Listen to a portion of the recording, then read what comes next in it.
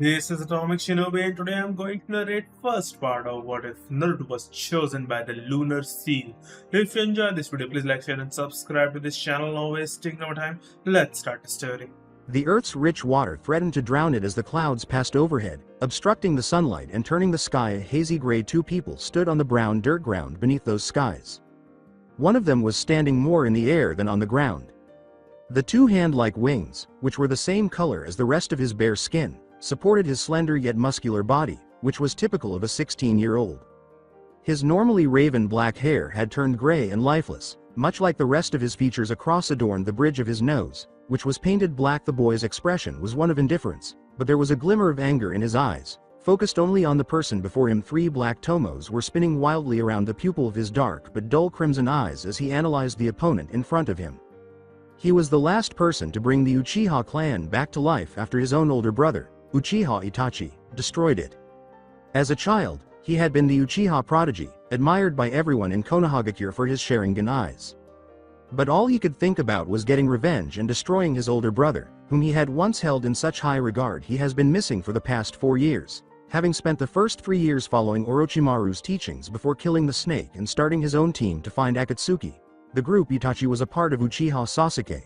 The Uchiha Avenger was the name of this particular nin. A pair of red demonic eyes, brimming with a sea of sorrow and a deep crack of hatred, stared back at his floating form with absolute resolve and defiance. Due to the use of his tenon's chakra, the eyes, which were normally a deep blue, are now only red. On a slender, muscular face, those eyes were adorned with 3 thicker than normal whisker lines on each cheek. His hair, which was blonde and as bright as the sun, fell in unkempt spikes around his head, but for the time being they looked more like fur, like the Uchiha in front of him. He was also slender and muscular. He was ready to cut something with his freshly fashioned fangs and claws where his fingernails should have been. The blonde child could be thought of as Uchiha Sasuke's complete opposite. Sasuke had been beaten and mocked for something he had no control over, while he was hailed and revered for his clan's Sharingan. The Konoha Council's limited perspective would never permit them to teach Sasuke how to be Hokage, much less accept him as a possible candidate. Whereas his ambition had been fostered and supported until he fled, his dream was merely a fantasy. Whereas Sasuke had been every girl's dream in Konoha, it had taken the blonde years to realize that one girl was in love with him, but she lacked the confidence to tell him directly for fear of what her clan would say. Sasuke had never been wanted in the first place, and even now he would be greeted with open arms upon his return, likely with nothing more serious than a slap on the wrists. Given that Uchiha Sasuke had repeatedly betrayed him and eluded his control, why risk his life for him? He could just as easily flee again, so why go through all the trouble? Because he was the Kyuubi Jinchuriki Uzumaki Naruto, who never broke his word, and because Sasuke had been his brother and understood the loneliness and suffering just as well as he did, he would stop at nothing to reunite with his brother. But as Naruto stared at the teenager before him, he couldn't help but wonder if this was really the Sasuke he had thought of as a brother. How could he be so happy and yet harbor such a strong dislike for the man he calls his brother? The blonde's best friend and childhood rival, Uchiha Sasuke, was the closest thing to a brother she had ever known. However, one of his biggest enemies had also been the Sharingan wielder. This teenager had all of Naruto's desires, but he gave them all up for the hopeless goal of retaliation. Every encounter they have had since he first visited Orochimaru has been a battle to the death. Every time they tried and failed to kill each other, they came dangerously close. Although Uzumaki Naruto and Uchiha Sasuke were brothers by blood, they saw each other's loss and loneliness as obstacles to their aspirations. But what were Naruto's dreams? In fact, the Konoha Council helped train the candidate in the nuances of politics and negotiation, so they had a say in who was elected Hokage. If they didn't even recognize him as a candidate, he would never be able to become Hokage. They didn't recognize him as a great Konoha shinobi despite his many accomplishments, including his ability to fight against the Kabuto-controlled Oto village, avoid Akatsuki's clutches, pursue Sasuke, and do other good deeds for the village. Nevertheless, he still needed to deliver on his pledge to Sakura to return Sasuke to Konoha. In the same way that Sasuke had been a brother to him, she was now his closest companion. Even so, their hectic schedules prevented them from seeing one another as frequently as they would have liked because of shinobi. The same was true for his other pals, who had gradually drifted apart. It was getting harder to just hang out with all 12 of them as friends like they had in their genin days, even though they were still his precious people and his comrades for his missions. The Ino Shikacho trio of his generation were assigned numerous missions as an assassination interrogation squad. Kiba joined the hunter squads as one of the most successful shinobi for such a young age. Neji and Shino joined the Anbu squads. Hinata, Lee, and Tenten all had teams assigned as Junin senseis. Kami have mercy on Lee's students. Sakura was the hospital's assistant head and was even more skilled than Shizune, second only to Tsunade. Although the copycat ninja was more like the perverted uncle that no one in the family wants to discuss, he would have been a sensei as well, but no parent would want their child to be supervised by him as a result. He and Kakashi frequently went on missions together. Forging a brotherly bond, he occasionally even joined Anbu squadrons or went on his own missions. Actually, it wasn't all that surprising when Namikaze Minato was Kakashi's sensei, he was his father figure. When Kakashi turned 16, he discovered that Minato was actually Naruto's biological father. Despite being born the son of one of Konoha's greatest, he disregarded his father's final wish for him to be a hero, which further eroded his faith in the village. The silver-haired shinobi would often tell stories about his father and his team's past adventures with the blonde when he wasn't on missions or hanging out with his friends as they trained. Jiraiya would also share stories about Minato's early years with Naruto when he was in town. However, Tsunade learned of Sasuke's location from Jiraiya a few days ago, which brings us to our current location. Naruto was left to handle Sasuke while Kakashi and two other Junins dealt with the rest of Habi. Naruto teasingly said, "One last attack, how about it, Sasu-chan?" To the Uchiha avenger above him, he hoped Sasuke would fall for it because he only had enough chakra for one final Rasengan. With the sounds of Chidori and black lightning pelting his right hand, Sasuke retorted, "You will never make me go back, Dobi, not until I achieve my revenge." The reddish orb of the Kyuubi-powered Rasengan formed above Naruto's palm as he twirled his chakra around his hand. Both of them scowled at one another, defying the other to initiate contact. Both of their techniques charged with all of their remaining chakra as they simultaneously charged in response to an invisible signal, with Sasuke swooping down and Naruto leaping up to greet him. "I'm bringing you back to Konoha today, Sasuke." Before causing an explosion that blew away the debris of their artificial clearing, Chidori and Rasengan engaged in a flurry of chakra and power. A cloud of smoke obscured the two fighters from view. It was a huge, powerful explosion, and Kakashi had arrived in the clearing just in time to witness it. A tiny glimmer of wonder and pride lit up his one exposed eye. Only charred ground remained as an aftereffect of the explosion. There were no rocks nearby. "You've definitely gotten stronger, Naruto." He was able to defeat Suigetsu, but fortunately still had enough chakra for what he was going to pull. He had no idea how the other two Junin were doing against the rest of Habi. In order to avoid seeing what he had to do, he hoped that Naruto would also be knocked out along with Sasuke. Naruto was unaware that this mission was not intended to be a retrieval. Flashback. Office of Tsunade. Naruto had just left the Hokage's office to prepare for his most recent opportunity to apprehend Sasuke, but Tsunade had waited for Kakashi to speak with him directly. The relaxed Junin asked, "What was it you needed to tell me, Hokage-sama?" In front of her, Tsunade clasped her hands together. "Kakashi, I'm assigning you an ulterior objective for this mission." As evidenced by the fact that he put his book away, this caught his attention. "What do you mean, Hokage-sama?" To make sure she had Kakashi's attention, Tsunade leaned over her desk. "What I mean, Kakashi, is that the Uchiha cannot really be let back. The council, those fools, would overpower me in any attempt to severely punish Sasuke like he should be, and be put in an easy position to escape to any of our enemies, exposing our secrets for power. Kakashi, your objective for this mission is to eliminate Uchiha Sasuke." "What about Naruto, Tsunade-sama? How do you think he will feel about this?" Tsunade grabbed a bottle of sake and sagged back in her chair. "I know he'll hate me for this, but this is for the good of the village." Kai flashback. He saw Sasuke lying down on one end of the clearing, unconscious, returning to his normal state as the smoke cloud dissipated. Kakashi's Sharingan was gradually changing into its Mangekyo state as he raised his Hite 8. On the opposite side of the clearing, Naruto stood slouched, his wounds being gradually healed by the Kyuubi's chakra. He was ecstatic when he noticed Sasuke unconscious in a lying position. As the cloud began to clear, he was going to fulfill his vow to Sakura and restore the Uchiha. However, the blonde teenager saw Kakashi's silver hair close to the trees. His Mangekyo Sharingan fixed on Sasuke. Naruto started to get scared because, according to Kakashi, the method his Mangekyo gave him had effects akin to a black hole, absorbing everything it came into contact with and causing it to go into oblivion and singularity. He needed to prevent it from striking Sasuke. He dashed between the unconscious Uchiha and the barely perceptible chakra of his technique before he could even think. When it struck him, the pain was incredibly much worse than when he used Kyuubi's chakra. His blood vessels were bursting open, his bones were disintegrating, and his skin was peeling off, but all of the blood fell into Kakashi's man-made, black hole, before hitting the ground. It was likely accurate to say that he felt as though his body was disintegrating into molecules and being compressed into the size of an atom. Kakashi's eyes were wide with surprise, fear, worry, and regret when he last saw them. Despite the pain, Naruto gave him a final foxy smile as if to say, "I forgive you," before everything turned black. "He's WHAAT. I'm sorry Hokage-sama, but it's true." After that, in a flurry of leaves, Copy Nin Kakashi left her office to visit the memorial stone, hoping that his sensei would pardon him for the death of his own son.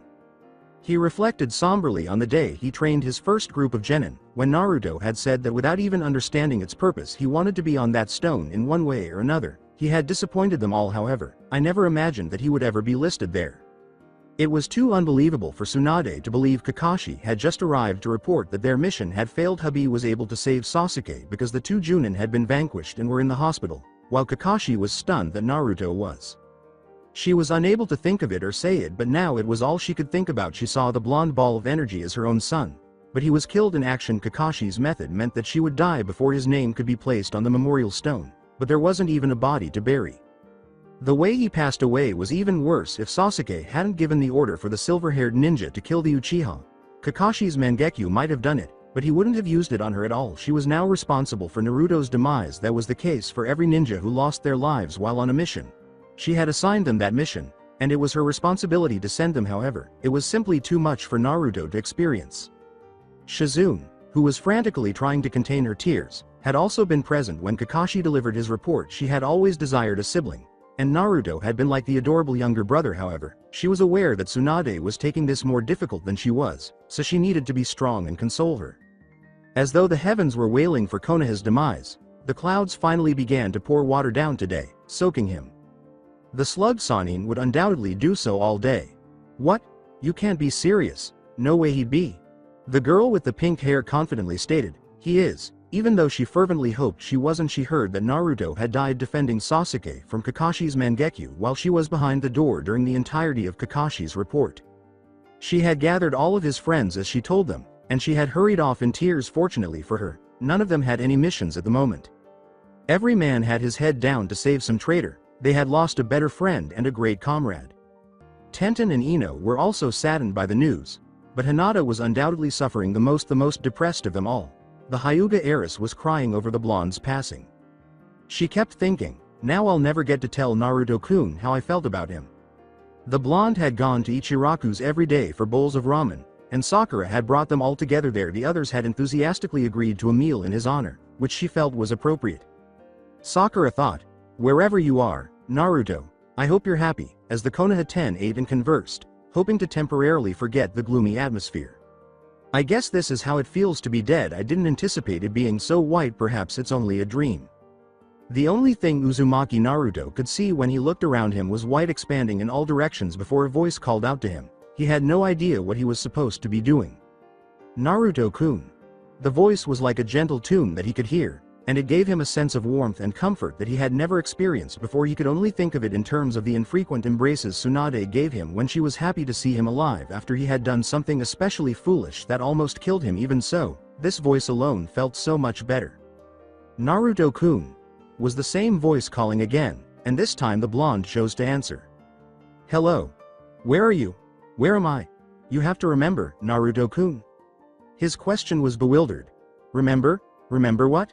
"Remember who you were." Before all the white began to darken as he was losing consciousness, he yelled, "I know perfectly well who I am, Naruto Uzumaki." Towards the emptiness, he had no idea why he was.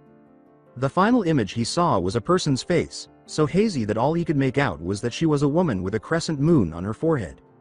When the blonde shinobi's eyes opened, the first thing he knew was that he was still alive. Otherwise, the pain from his fight with Sasuke wouldn't still be there. What happened if he wasn't dead, though, because he knew Kakashi had struck him with the force of his Mangekyo Sharingan? What's the duration of his absence? Furthermore, what became of Sasuke? Looking around the room, he saw that it was rather simple, consisting only of a dresser, a futon, and two doors, one of which must lead to a bathroom. He knew from years of traveling with Jiraiya that this simple room type was similar to the monasteries that those strange monks seemed to enjoy so much, and he was aware that Konoha was not particularly near any of them who brought him here. Then, was he considered a Nukanin by Tsunade? Although Konoha wasn't the best place for him, He had nowhere else to go and all of his valuable people were there. Any more thoughts he might have had were interrupted when someone entered the room. He was a fairly short old man, even a little shorter than he had been at 12, although he was also bald. He had some rather large eyebrows, but they weren't as big as fuzzy brows. He added in his mind with relief the elderly man had on a blue hakama that appeared to be a skirt and a white GI shirt. "Ah, you finally woke up. How fortunate. You've been out for a while, young man. What is your name?" Naruto pondered for a long time, considering this. "Well, I don't know if I'm in enemy territory or not, and there aren't any allies nearby. I am good at assessing character, though, and this man doesn't appear to be acting with malice or ulterior motives naturally. He may not yet be aware of my identity, so perhaps I should tell a falsehood just in case." He was going to do that, but his voice sounded raspy when he tried to speak as he gave the blonde a glass of water. The elderly man grinned. The man said, "Glad I got this for ya," and then gave him a rather odd look. "By the way, kid, I was wondering why you wearing that headband for, especially on your arm, trying to make a fashion statement?" Naruto stared at the man as if he were insane at that question, his thoughts racing. Why wouldn't he know what these are for? Everyone in the elemental countries does. "It's because I'm a ninja, of course. You know, using chakra to do super cool, sneaky stuff." The young boy's explanation caused the old man to perspire. Whatever this boy did must have caused head trauma because it knocked him out. "Sure, boy. That there makes plenty of sense," was the old man's sarcastic lie, which Naruto easily discovered it confused him even more. If anything, but if he learned anything from Jiraiya and Kakashi, it was how to tackle these kinds of challenging issues. It was very beneficial to his impromptu planning style. "The little bastard doesn't even think I'm a ninja, and it's clear that he has no idea what chakra is. That is simply offensive. However, this could indicate that I'm no longer in the elemental countries for obvious reasons. Kakashi never tried using his Mangeku's power on himself, so perhaps he is unaware of its true effects. I must have been transported to another dimension or world by it. The jutsu is teleporting. I'm the first interdimensional shinobi, and I'm so badass. That is so fucking awesome. Okay. Well, anyways, can you tell me how I got here? And where is here?" Naruto asked, maintaining his composure on the outside despite his racing thoughts. The elderly man gave him a doubtful look as Naruto himself confirmed, "And my granddaughter found you out in the forest unconscious, so she brought you in here. Well, right now you're at my Hikawa shrine right outside of Tokyo, Japan." "No, that can't be my world. I know what Ero Sennin would do with that information." "Well, thanks for the help, old man," he angrily remarked. "Don't be calling me an old man, you little punk." And Naruto started to perspire. "It sounds very hypocritical of him to call me small when I am twice as tall as him." As he hurried out the door, Naruto answered, "Anyway, I'm just going to go find that granddaughter of yours to thank her, so see ya later, old man." Still standing there, fuming, was the grandfather. "Does he call me old? Wait, snot-nosed kid, he never even gave me his name." The shrine owner screamed, "Come back here or you're gonna get lost," while he searched for the blonde child. Given the size of the location, Naruto was fortunate that the elderly man had been able to capture him, though he was unsure of how he did so. He wouldn't acknowledge it, but he most likely would have lost his way trying to find her after walking for 15 minutes or so. Naruto was shown to a spacious door where his granddaughter was reportedly spending time with some of her friends until he found a way to return home. Naruto reasoned that it would be much better to be able to make friends in this world. Naruto had braced himself before knocking on the door as he opened it after the old man had left, claiming he had charms to sell or something. Rei Hino has experienced odd days in the past given how frequently her friends used supernatural abilities and battled monsters. It is essentially a requirement to be a guardian Senshi like them. However, she has never before discovered a teenager who appears to be unharmed but is unconscious in the middle of the forest she brings back to her grandfather's shrine. Even stranger is the fact that the adolescent in question has facial whisker lines. She was initially concerned that he might be a Yoma, but she realized that the Negaverse was no longer in existence, so that couldn't be the case. She didn't know why, but he had slept all day. He hadn't woken up yet, but he didn't appear to be hurt. However, her friends, who were also Sailor Senshi, had stopped by today to chat about school, boys, and other topics that typical teenagers discussed. She was aware that Usagi was extremely happy that they could resume their regular adolescent lives, at least for the time being. Rei, to be honest, was also relieved for the change. Thus, Usagi, the little pig, ate the food Makoto had brought for the afternoon while they conversed, joking about how much of a pig her friend is. Was always entertaining, but the training Miko couldn't help but wonder how she could eat so much and remain so thin. But as soon as someone knocked on the door and opened it, revealing the blonde teenager she had discovered the day before, their conversation came to an abrupt halt. Naruto was staring into the room, which contained 2 cats, one pure white and the other blackish purple, and 5 girls his age who were sitting around chatting. What was odd, though, was the sensation he got from staring at them even though he had never seen them before. They seemed familiar to him. Something was stirring within him, but since this was a completely different world, that was not possible. His name was Uzumaki Naruto, and he said, "Hello. Hello. My name is Uzumaki Naruto." The newcomer caught the attention of all 5 sailor Senshi. He worked out a lot, as evidenced by his lean but muscular build, the odd whisker marks around his cheeks, and the blonde spikes that stuck up around the top but hung around his head. However, a strange thing happened to all 5 of them. They felt a familiarity with him, along with emotions like grief and intense joy. It was similar to meeting someone they believed to be dead but was actually still alive. Rei and Usagi were on the verge of tears, but Amy, Minako, and Makoto all felt this way before they could fully understand it. They both felt the odd, sudden impulse to rush up and give him a death hug even as Rei approached to introduce them all. Their eyes remained teary. As she identified them, she said, "Hello Naruto, my name is Hino Rei, and these are my friends Sakino Usagi, Mizuno Amy, Eno Minako, and Kino Makoto." He paused to examine each of them closely as she did. Usagi, a pretty girl with blue eyes that resembled his own and long blonde hair that was up in buns and down in ponytails, was one of the 2 who most evoked this odd reaction. She appeared to be wearing yellow meatballs on her head. "Hello," she said enthusiastically to him, and he was already aware of their compatibility.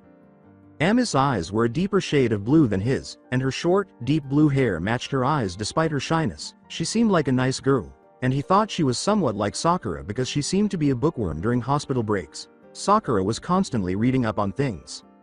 Like Usagi and himself, Minako had blonde hair that she wore long and loose. Save for a big red bow, her light blue eyes were fixed on him as though she was studying something he couldn't see. She also looked pleasant and upbeat. Makoto had brown eyes that gazed at him with interest, and brown hair that she pulled back into a ponytail but left in 2 long bangs on either side of her face. Although she was the tomboy of the group, he assumed she practiced taijutsu or worked out because her body was gorgeously feminine despite being slightly more muscular than the other girls. The other girl who really piqued his interest was Rei, who introduced herself. He was so happy when he looked into her black eyes, but he also felt like crying. In fact, his eyes were already watering. He had never really cried since he was a child because tears never helped him, so it was really weird to him. She was a black-haired beauty, in his opinion, with flawlessly pale skin and midnight black hair that gleamed in the room's light. Usagi chose to inquire about the tears that threatened to spill from his eyes. "Are you all right, Naruto? You look ready to cry?" That's when the other girls realized. After giving his eyes a little rub, Naruto saw that they were wet. All of the occupants were perplexed by his startled response. "Strange, I don't even know why." Amy thought it would be beneficial to learn more about him. As Rei and Naruto sat down, Amy questioned first, "So now that you know all our names, what were you doing in the forest?" The girls all waited impatiently for his response, anticipating an odd or amusing tale. "I have no idea." Even the 2 cats started to perspire after hearing the prompt response. Well, they all agreed that was helpful. In a direct yet innocent manner, Usagi inquired, "Why do you have whiskers?" As though to ask, "What kind of question is that?" The others were observing her. "No idea," was the blonde's cheerful response once more, their perspiration dripping more by now. The black cat had snatched itself up on his lap and appeared to be studying him. The Senshi were intrigued because Luna didn't typically act in this manner toward complete strangers. Naruto asked the girls, "And who is this little cat right here?" The response that Usagi gave was, "Oh, that's my cat Luna. The white one over there is Minako's cat Artemis." She appeared to appreciate the attention as Naruto held her in his lap and petted her somehow. "This child reminds me of myself, but I'm not sure why." Luna thought that she had a crescent moon on her forehead, which Naruto also saw on Artemis. "Absolutely not. That woman in my dream, or whatever it was, has the same mark as these cats." These girls might have some information. "Say, Usagi, why does your cat have a moon on its forehead?" "Oh, well, her name is Luna, so I just got her that. Asa, an accessory." "Yep, an accessory," was the girl's somewhat apprehensive response. "Then why does Artemis have it too?" Minako responded this time with confidence, causing the other Senshi to perspire. "I thought it'd be cute if they match, plus his name means moon too," she said. "I'm not sure how he can see through that." It was such a clever cover story when Naruto simply said, "Oh, I guess that makes sense." Rei thought sarcastically and mentally criticized him like, "Usagi, I couldn't handle that." He didn't want to pry, but he knew Usagi was lying. Additionally, He hasn't revealed a lot about himself. I guess I'll have to find a way to earn their trust. Do you think your parents are worried about where you are, Naruto? Amy inquired. The word, parents, made Naruto cringe. They had always been a source of pain for him.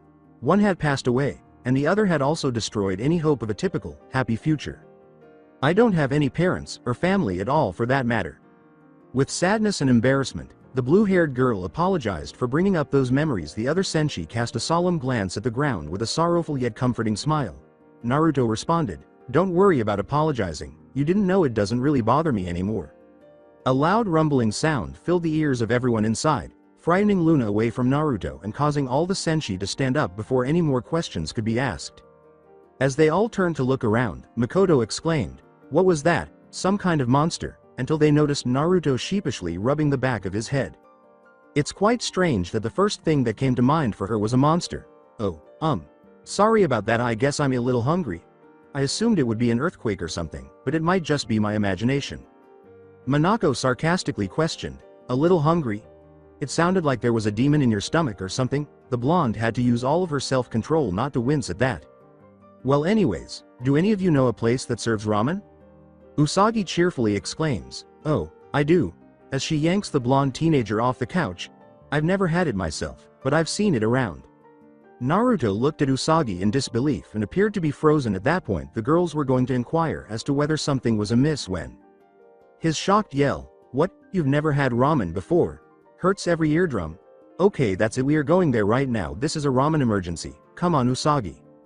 Naruto pulled her along, and both of the blondes were gone before any of the others could follow, making them all perspire. Luna turned to face the other Senshi and remarked, "There is something about that boy." The cat said, "What do you mean, Luna?" to Amy. "What I mean is that there was something familiar about that boy. I'm sure I don't have to tell you guys about it. Now that you mention it, I felt it too, like I was both happy and sad to see him. I saw Ray was almost in tears," Minako joked. "I was not," the girl with the black hair shot back angrily. "Yes, you were." "I wasn't." "Yes, no. Yes, no. Shouldn't Ray and Usagi be the ones having the arguments?" Before Luna stepped in, they were all thinking with a drop of perspiration. She snapped, "Stop arguing," and brought the two back to Luna. "Either way, it'd probably be best if we were to keep an eye on him." "Okay. Keep an eye on Ray's potential future boyfriend." "Got it," Minako said, nodding to herself. Even though Ray's cheeks were blushing slightly, she screamed angrily, "What are you talking about? Who said anything about that?" In a cool pose, Minako concluded, "Aw, come on, Ray, finding a strange boy out in the forest and nursing him back to health. It's totally romantic, and as the Senshi of love, I will not let you ruin this chance." However, this only caused Ray's eye to twitch violently in annoyance and all the occupants to perspire. Ray concluded, leaving the two cats at the shrine and heading out with the other guardian Senshi. "Come on, let's go find those two before Meatball Head eats the place out." As he walked beside her, Artemis questioned, "So, is the boy really all that interesting, Luna?" "Yes, I'm sure he is. When he saw my moon symbol, I noticed shock and recognition in his eyes, like he's seen it before, though I still have no idea." Hoa. While strolling through the downtown Juban district, Ray, Amy, Makoto, and Minako believed Usagi had shown Naruto the ramen stand near the Crown Game Center. They couldn't help but be in awe when they arrived and saw that every other restaurant's patrons were staring at the display in front of them. They were accustomed to Usagi's enormous appetite, so it wasn't the fact that she had consumed roughly 20 bowls of ramen, rather, it was something that caused Ray and Usagi to argue frequently. The fact that Naruto was still going and had 30 bowls stacked by his seat was incredible. The owner was daydreaming about the enormous profit this young man could bring him while staring at the blonde with the money signs for eyes. "Kid, you are definitely my #1 customer now." At least Naruto was polite enough to thank him after finishing his mouthful. Usagi consumed 25 bowls after the two blondes were finished, but Naruto consumed an incredible 40 bowls. "Oh no," was all they could think. He resembles Usagi exactly. "Hey there, Ray, Amy, Minako, Makoto. What took you guys so long?" Ray screamed, "You left us behind." At him, an apologetic smile appeared on Naruto's face as he rubbed the back of his head. He concluded by turning to face the bun-headed blonde seated next to him. "Oh right. Sorry about that, but Usagi really needed to know how great ramen is. It was always a childhood favorite of mine, and reminds me of two people important to me in the face of ramen. I really can't help but go a little crazy." Not looking very good, she said, "It was great, Naruto. but not as good as Makoto's cookies, plus I feel like I ate too much. Eating like a pig as usual, meatball head, Rei replied. Usagi screamed, I am not a meatball head. Yes, you are meatball head. Fire witch, meatball brains, pyromaniac. Meatball head. I know you are, but what am I? A meatball head. All of the residents started to perspire as the two continued to blow raspberries at one another. Since Luna wasn't present to break up their argument, Amy was the one to speak up. Well, what should we do now, you guys? Usagi exclaimed, I know, let's head towards Crown Game Center, as if nothing had happened, making everyone's perspiration droplets enlarge. What's that place? A bewildered Naruto inquired. Oh, it's just an arcade, you know. You go there and play video games. We go there all the time, Usagi responded. Bewildered, the blonde questioned, arcade? Video gamesa? These sounded like fun, but he had never heard of them in the elemental countries. The entire panic attack scene is now shown. Although Usagi was dragging Naruto away this time as they followed along, the other guardians couldn't help but think, man, did they act alike. They had spent the entire day guiding Naruto around Tokyo, giving him the impression that he was unsure of his true location, but they were unsure of why. In the shrine room where Naruto had been just that morning, he lay on a bed. Rei had graciously allowed him to use it, provided he helped maintain the grounds tidy. The blonde shinobi continued to reflect on what he had to admit was an exceptionally successful day. He had met Motoki, a nice employee the girls knew well. When they all went to that Crown Game Center, the extra bonus for the blonde was learning how much fun playing video games can be. He played all the girls at various games for a long time, losing most of the time but occasionally winning. He noticed that people didn't appear to have chakra as they showed him around the city, but they quickly made up for it with their advanced technology. A few of the structures were at least as tall as the fucking Hokage mountain. Then came cars. Those four-wheeled machines that were incredibly faster than any cart pulled by a horse when people weren't walking or operating a vehicle. They also rode two-wheeled bikes. He had never felt so at ease before, and it had been fun to hang out with the 5 teenage girls he had met. He also knew Jiraiya would have been very envious that he wasn't in his place. He had gained some knowledge about each of them from spending the day with them all. It was easy to recognize Amy, the blue-haired girl, as the intelligent, academic girl. She had always considered things rationally and carried a laptop, which was a portable computer of some kind to Naruto's secret horror. She had been the one to disclose that they attended school at their age and that they had it tomorrow, to Naruto's astonished delight. Usagi had complained about her own hesitancy to go to school the following day. His mind was drawn to the blonde with the bun. The more Naruto considered it, the more he saw how similar Usagi was to him. She fought with Rei the way he used to fight Sasuke, and they both had blue eyes, blonde hair, and enormous appetites. He briefly entertained the idea that they might be related, but he quickly put an end to that. As if a girl like that were related to a demon. He was a great illustration of Usagi's overly affectionate nature, which seemed to allow her to feel empathy for even total strangers. Furthermore, even fights with Rei seemed more routine and lighthearted than real arguments, making it difficult to get her down with anything for very long. Though it was buried deep in his mind and hardly perceptible, there was undoubtedly a feeling of something. The other blonde girl in the 5-person group was Minako. She was also a happy but tough teenager who clearly enjoyed shopping. When he tried to argue against the idea of purchasing ordinary clothing, she would not accept no. He was relieved that they didn't inquire as to why he was initially dressed so oddly. As he tried on various outfits, all 5 of the girls were in for a treat. In contrast to his shinobi clothes, these clung a little more tightly to his skin, revealing his exquisitely toned, sculpted body to the outside world. For some reason, Naruto felt the most smugly satisfied when he noticed Rei's flushed cheeks, even though all of them except Usagi had been blushing heavily, so he assumed there was already a boy she liked without making any overt threats. All of the girls made sure he bought those clothes. The blonde was simply relieved that the money in both worlds was essentially the same. As Shikamaru would say, it would have been too difficult to explain why he had different money. Makoto, the brunette who was the 4th girl, was undoubtedly a tomboy. If he had ever seen one, he could tell by the way she carried herself that she was a fighter. He would need to request a spar sometime soon. The odd thing is that she was also able to be feminine. Usagi had always complimented Makoto's cooking whenever the subject of food came up, and she also secretly liked shopping like Minako. And lastly, Rei with the midnight hair. In addition to being attractive, she was different from the other girls. Although she was a fiery girl who frequently got into arguments with Usagi over something stupid or foolish, he could tell she genuinely cared about each and every one of the girls. Working as a Miko, who was supposedly more in tune with the spirits, made Rei special. They even claimed that she occasionally had visions. He was initially concerned that she might detect the Kyuubi in him. so he was relieved when she didn't appear to react. The other girls had assumed that he would find her strange or something due to her psychic abilities, and it was clear that this had happened many times when he saw the expression in Rei's eyes. Although she had kept it well hidden, he could easily recognize it because as a child he had seen that expression on his eyes every day in the mirror. He wanted to calm her fears right away because he was accustomed to that kind of thing himself. Then he recalled how she blushed at his toned body, and he had a very flirtatious, yet mischievous, idea. How could I think a beautiful girl like you is weird just for being gifted with something unique? He recalled his response as the blonde recalled that Rei couldn't even look directly at him without blushing for the remainder of the day. He concluded that that had undoubtedly brightened his day. If anything, it just makes all the more attractive being unlike other girls. More arguments resulted from Minako and Usagi quickly making fun of the girl with the midnight hair. There was always something in the back of his mind that wasn't Kyuubi, and whenever he was around her, he felt something in his chest that he couldn't really place. He seemed to have overlooked a crucial detail that was trying to come to the surface but was unable to do so. Naruto was genuinely lost. Even his friends in Konoha would simply hang out with him if they met him rather than actively seeking him out for company. Even though they didn't know much about him, these 5 girls still enjoyed his company as if he were a longtime friend, as if he were just an ordinary person. It would be complete folly in his world for them to be so trusting and kind, but in a way, he was happy that such folly flourished here. However, they were unaware that he was a shinobi, a person who had been trained to kill since he was a young child, and that he was holding an evil demon with unfathomable power.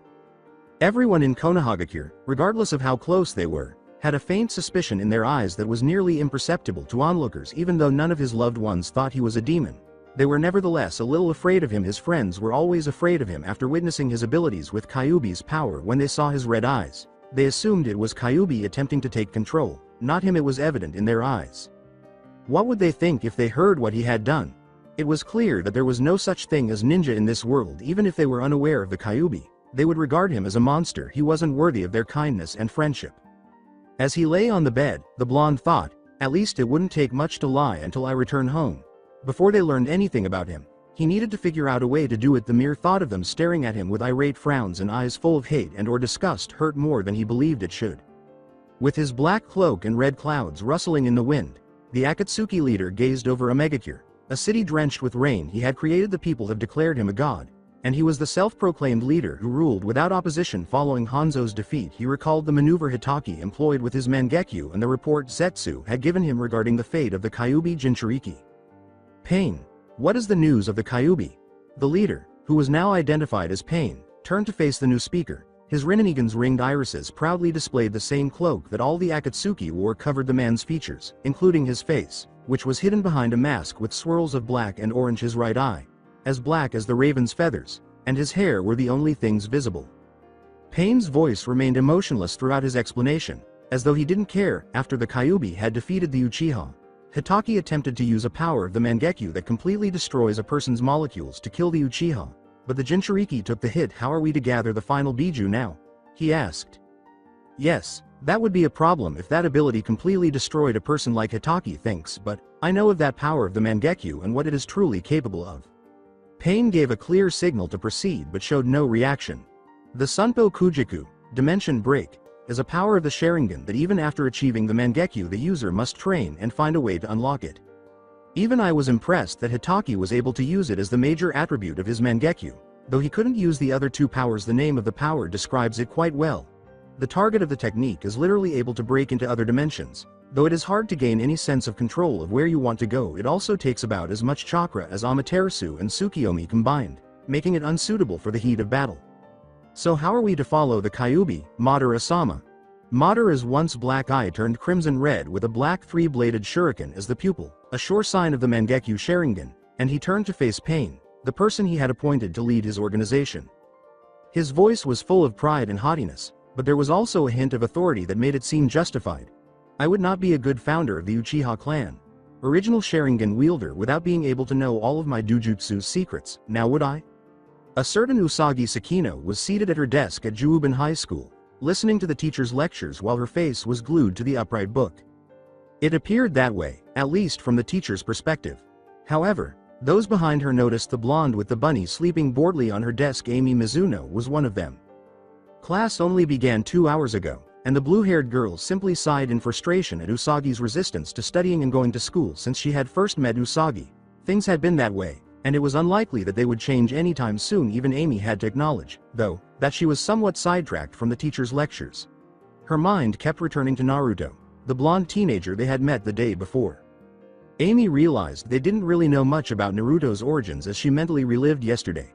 He had deftly avoided any conversations about it. They were unaware of his origins, the reason he was unconscious in the forest, the reason he was there, or even whether he was attending this particular school. He was an orphan who didn't even know who his parents were until he was 16, and that was all they knew.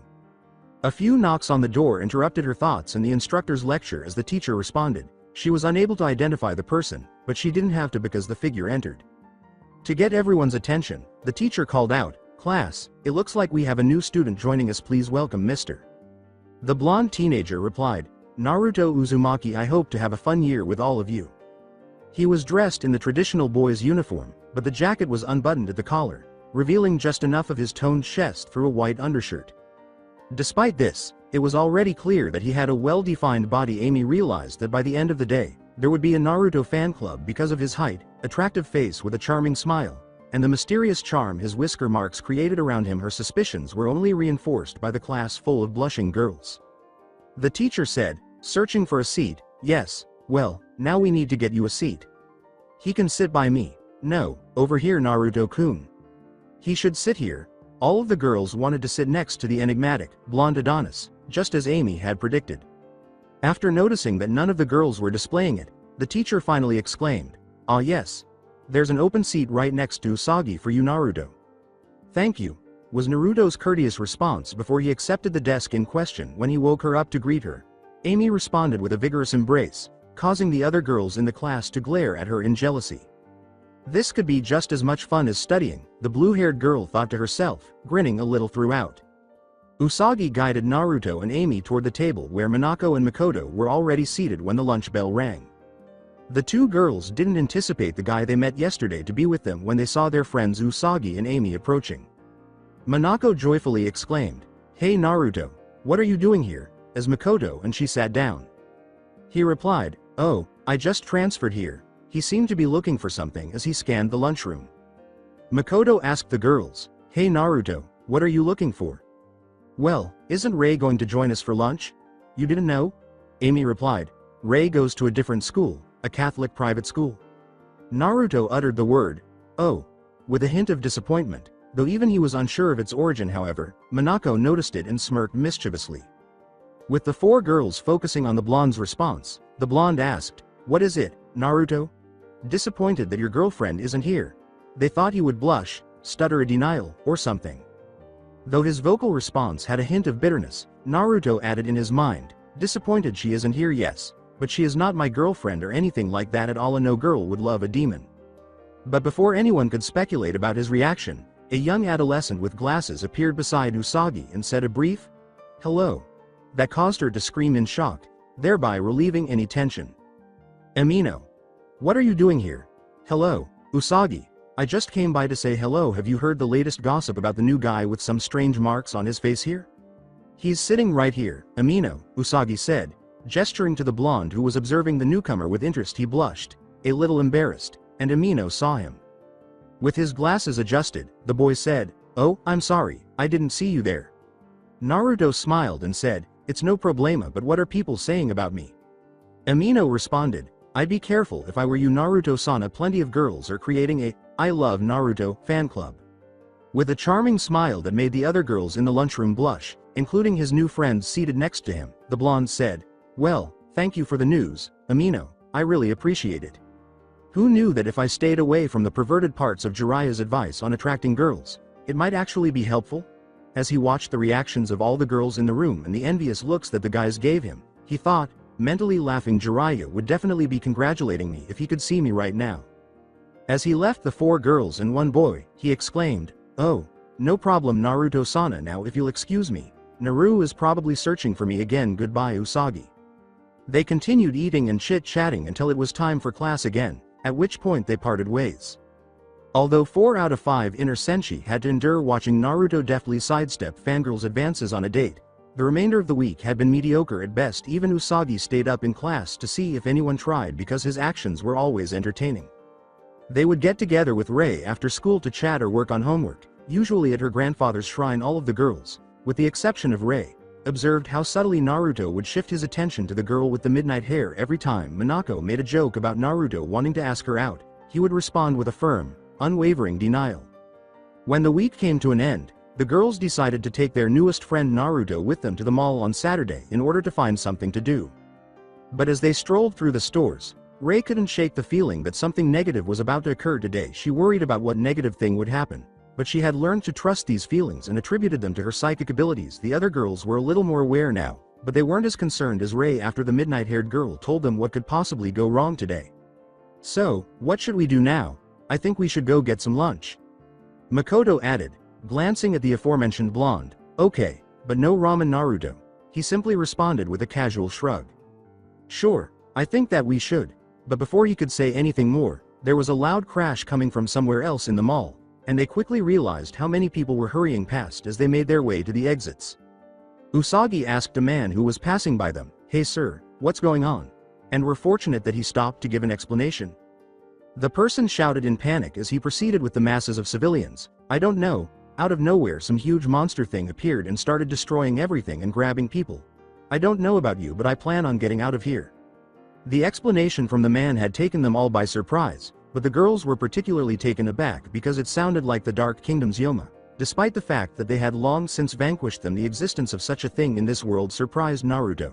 It added some intrigue to the place. In order to enter the Senshi modes, Usagi, Makoto, Minako, Rei, and Amy were brainstorming ways to get Naruto out of here. However, before they could do so, they heard loud noises coming their way. They heard what sounded like very heavy footsteps, but they were blind. That is, until a loud roar caused them to spin around. A massive, dark, purplish creature, perhaps 20 feet tall, stood behind them. Its muscles bulged everywhere, but especially around its arms. It had two horns protruding from its forehead, and its black eyes stared at them crazily. The beast screamed, "More energy for the queen," and swung a fist at the group. None of the girls was able to avoid it or even mount a defense because it came too quickly. However, Naruto took the hit and stepped in front of them all, sending him flying into one of the stores, so they didn't have to. All five of them exclaimed, "Naruto," with concern, with Usagi and Rei adding a little more, but the monster reappeared in front of them, and they were unable to hurry toward him. "Your energy is now the queen's," it cried out once more, but this time they managed to dodge the blow as it struck the ground. Not counting the fissures that protruded from it, they were astounded by the rather sizable crater it created. "Oh no. Do you think Naruto is capable of doing that if that thing's punch can?" Usagi asked anxiously. She hadn't even had a chance to introduce him to Mamoru yet, but the blonde was already becoming a good friend. Rei dodged another blow and yelled, "Usagi, we can't worry about him right now. We need to get rid of this thing first." "Okay, it's time to transform," Rei shouted. "Mars star power, make up." Amy shouted, "Mercury star power, make up." Minako shouted, "Venus star power, make up." Makoto shouted, "Jupiter star power, make up." Usagi shouted, "Moon crystal power, make up." 5 sailor Senshi now stood where the 5 girls had been. Although each girl's uniform was adorned with a different color, they were primarily white leotards with gloves and skirts as additional accessories. They each wore a necklace that resembled a collar and a headband. As the girls assumed combat positions, Usagi taunted, "Yoma, you hurt my friends and the Innocenta. In the name of the moon, I will punish you." Naruto only needed a minute or two to rise from the blow that creature had thrown at him, massaging the spot where he had been struck. "That fucking hurt, even though you're not as strong as Sakura or Tsunade Ba-chan. Oh, right. They would have been dead or gravely injured by now. Why even bother taking that hit? However, something else told me that I should. Well, I'd better check to see if they're okay with that thing that's after them." In order to gain a better perspective, Naruto made the decision to use the tree climbing exercise to ascend to the mall's 2nd floor. He saw the monster directly below him as he peered over the edge, but then he noticed something else beneath the giant. Although they all had different appearances, Naruto took a few moments to realize that the girls were Usagi, Amy, Minako, Makoto, and Rei. Furthermore, even though they weren't doing much harm, they were still engaged in combat with the enormous creature. "What the devil is this?" This came as a complete surprise. They resembled superheroes I saw in comic books when I sneaked into bookstores. Really fantastic. However, their disguises don't actually conceal them all that well. All of their distinguishing characteristics are still readily apparent. Then, as the other girls attacked, Naruto saw Usagi barely avoiding a giant punch before some debris struck the blonde with the bunny hair and sent her to the ground. He feels a surge of protective rage as he watches her get struck. That's strange because I feel like I ought to be protecting and assisting them. He then witnessed Rei use a fire move to attack the giant, but the Yoma appeared to be unaffected as it continued to charge in the direction of the Senshi. But why do these girls make me feel that way? I can't be that attached just yet, can I?